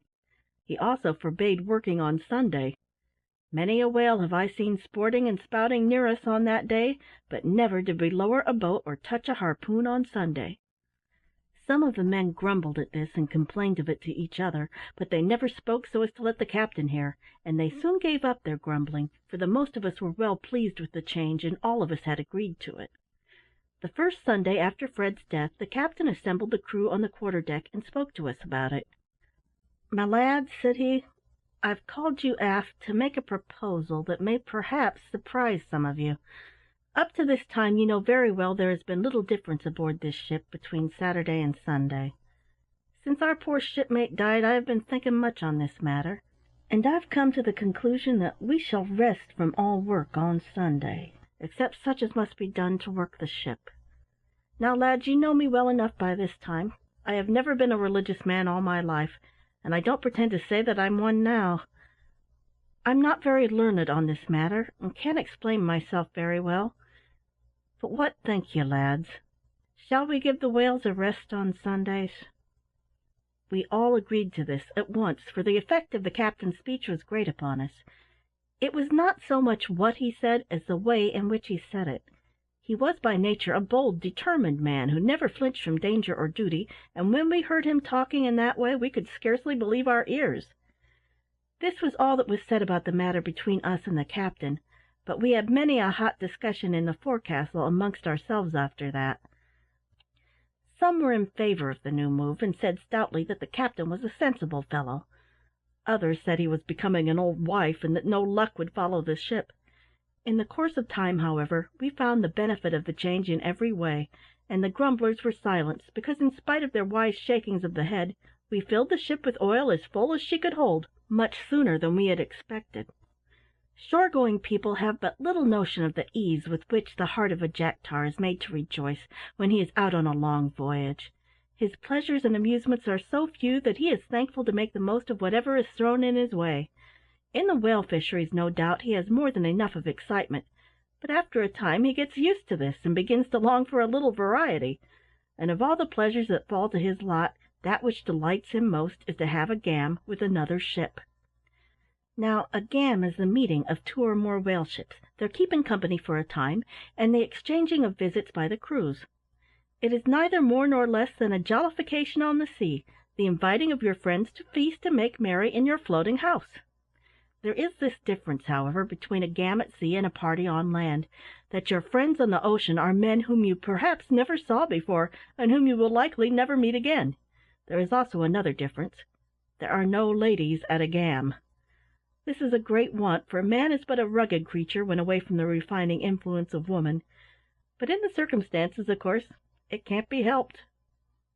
We had a gam one day on this voyage with a Yankee whale ship, and a first-rate gam it was, for as the Yankee had gammed 3 days before with another English ship, we got a lot of news second-hand, and as we had not seen a new face for many months, we felt toward those Yankees like brothers, and swallowed all they had to tell us like men starving for news. It was on a fine calm morning, just after breakfast, that we fell in with this ship. We had seen no whales for a day or two, but we did not mind that, for our hold was almost full of oil barrels. Tom Lokins and I were leaning over the starboard bulwarks, watching the small fish that every now and then darted through the clear blue water like arrows, and smoking our pipes in silence. Tom looked uncommonly grave, and I knew that he was having some deep and knowing thoughts of his own, which would leak out in time. All at once he took his pipe from his mouth and stared earnestly at the horizon. "Bob," said he, speaking very slowly, "if there ain't a ship right off the starboard beam, I'm a Dutchman." "You don't mean it!" said I, starting with a feeling of excitement. Before another word could be uttered, the cry of "Sail ho!" came ringing down from the masthead. Instantly the quiet of the morning was broken. Sleepers sprang up and rubbed their eyes, the men below rushed wildly up the hatchway, the cook came tearing out of his own private den, flourishing a soup ladle in one hand and his tormentors in the other. The steward came tumbling up with a lump of dough in his fist that he had forgot to throw down in his haste, and the captain bolted up from the cabin without his hat. "Where away?" cried he with more than his usual energy. "Right off the starboard beam, sir." "Square the yards. Look alive, my hearties," was the next order, for although the calm sea was like a sheet of glass, a light air, just sufficient to fill our topgallant sails, enabled us to creep through the water. "Hurrah!" shouted the men as we sprang to obey. "What does she look like?" roared the captain. "A big ship, sir, I think," replied the lookout, "but I can only just make out the top of her main topgallant sail." Sailors scorned to speak of topgallant sails. Gradually, one by one, the white sails of the stranger rose up like cloudlets out of the sea, and our hearts beat high with hope and expectation as we beheld the towering canvas of a full-rigged ship rise slowly into view. "Show our colours," said the captain. In a moment the Union Jack of old England was waving at the masthead in the gentle breeze, and we watched anxiously for a reply. The stranger was polite. His colours flew up a moment after and displayed the stripes and stars of America. "A Yankee!" exclaimed some of the men in a tone of slight disappointment. I may remark that our disappointment arose simply from the fact that there was no chance, as we supposed, of getting news from home out of a ship that must have sailed last from America. For the rest, we cared not whether they were Yankees or Britons. They were men who could speak the English tongue. That was enough for us. "Never mind, boys," cried one. "We'll have a jolly gam, that's a fact." "So we will," said another, "and I'll get news of my mad Irish cousin, Terence O'Flannigan, who went out to seek his fortin in Ameriky with 2 shillin's and a broken knife in his pocket, and it's been said he's got into a government situation of some sort, connected with the jails, whether as captain or lieutenant of police or turnkey I'm not rightly sure." "More likely as a lieutenant of one of the cells," observed Bill Blunt, laughing. "Don't speak ill of a better man than yourself behind his back," retorted the owner of the Irish cousin. "Stand by to lower the jolly boat," cried the captain. "Aye, aye, sir." "Lower away." In a few minutes we were leaping over the calm sea in the direction of the strange ship, for the breeze had died down, and we were too eager to meet with new faces and to hear the sound of new voices to wait for the wind. To our joy we found that the Yankee had had a gam, as I have already said, with an English ship a few days before, so we returned to our vessel loaded with old newspapers from England, having invited the captain and crew of the Yankee to come aboard of us and spend the day. While preparation was being made for the reception of our friends, we got hold of 2 of the old newspapers, and Tom Loken seized one, while Bill Blunt got the other, and both men sat down on the windlass to retell the news to a crowd of eager men, who tried hard to listen to both at once, and so could make nothing out of either. "Hold hard, Tom Lokins," cried one. "What's that you say about the Emperor, Bill?" "The Emperor of Russia," said Bill Blunt, reading slowly and with difficulty, "is stop a bit, messmates, what can this word be?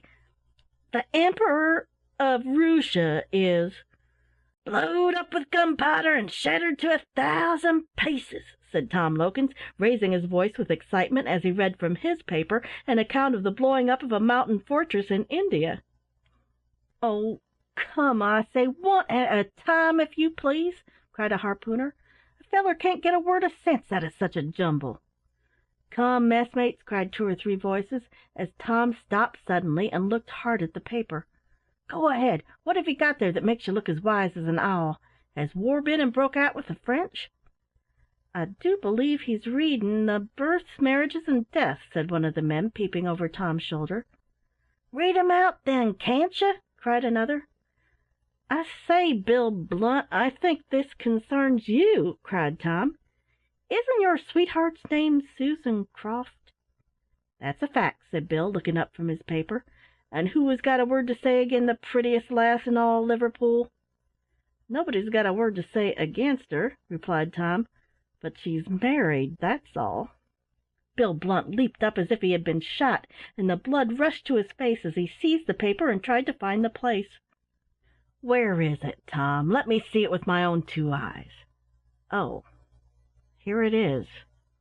The poor man's face grew paler and paler as he read the following words: "Married at Liverpool on the 5th by the Reverend Charles Manson, Edward Gordon, Esquire, to Susan, youngest daughter of Admiral Croft, A perfect roar of laughter drowned the remainder of the sentence. "Well done, Bill Blunt! Mr. Blunt we'll have to call him hereafter," said Tom, with a grim smile. "I had no notion you thought so much of yourself as to aim at an admiral's daughter." "All right, my hearties, chaff away," said Bill, fetching a deep sigh of relief, while a broad grin played on his weather-beaten visage. "There's two Susan Crofts, that's all. But I wouldn't give my Susan for all the admiral's daughters that ever walked in shoe leather." "Hello, here come the Yankees!" cried the captain, coming on deck at that moment. Our newspapers were thrown down at once, and we prepared to receive our guests, who, we could see, had just put off from their ship in 2 boats. But before they had come within a mile of us, their attention, as well as ours, was riveted on a most extraordinary sight. Not more than 100 yards ahead of our ship a whale came suddenly to the surface of the water, seeming by its wild motions to be in a state of terror. It continued for some time to struggle, and lashed the whole sea around it into a white foam. At once the boats were lowered from both ships, and we went after this fish, but his motions were so violent that we found it utterly impossible to get near enough to throw a harpoon. When we had approached somewhat closely, we discovered that it had been attacked by a killer fish, which was fully 20 feet long and stuck to it like a leech. The monster's struggles were made in trying to shake itself free of this tremendous enemy, but it could not accomplish this. The killer held him by the under jaw and hung on there, while the whale threw himself out of the water in his agony, with his great mouth open like a huge cavern, and the blood flowing so fast from the wound that the sea was dyed for a long distance round. The killer fought like a bulldog. It held on until the whale was exhausted, but they passed away from us in such a confused struggle that a harpoon could not be fixed for an hour after we first saw them. On this being done, the killer let go, and the whale, being already half dead, was soon killed. The Yankee boats were the first to come up with this fish, so the prize belonged to them. We were well pleased at this, as we could afford to let them have it, seeing that we could scarcely have found room to stow away the oil in our hold. It was the Yankees' first fish, too, so they were in great spirits about it, and towed it to their ship, singing "Yankee Doodle" with all their might. As they passed our boat, the captain hailed them. "I wish you joy of your first fish, sir," said he to the Yankee captain. "Thank you, stranger. I guess we're in luck, though it ain't a big one. I say, what sort of brute was that had hold of him? Never seed such a critter in all my life." "He's a killer," said our captain. "A killer? Guess he just is, and no mistake. If we hadn't helped him, he'd have done the job for himself. What does he kill him for?" "To eat him, but I'm told he only eats the tongue. You'll not forget that you've promised to gam with us tonight," cried our captain, as they were about to commence pulling again. "All right, stranger, 1/2 will come tonight before sundown, t'other half tomorrow, if the calm holds. Good day. Give way, lads." The men dipped their oars and resumed their song, while we pulled back to our ship. We did not offer to help them, because the fish was a small one, and the distance they had to go not great. It was near sunset when, according to promise, the Yankees came on board, and spent a long evening with us. They were a free, open-hearted, boastful, conceited, good-humoured set of fellows, and a jolly night we had of it in the forecastle, while the mates and captains were enjoying themselves and spinning their yarns in the cabin. Of course we began with demands for home news, and when we had pumped out of them every drop they had, we began to sing songs and to spin yarns. And it was now that my friend Tom Lokins came out strong, and went on at such a rate that he quite won the hearts of our guests. Tom was not noisy, and he was slow in his talk, but he had the knack of telling a good story. He never used a wrong word, or a word too many, and having a great deal of humour, men could not help listening when he began to talk.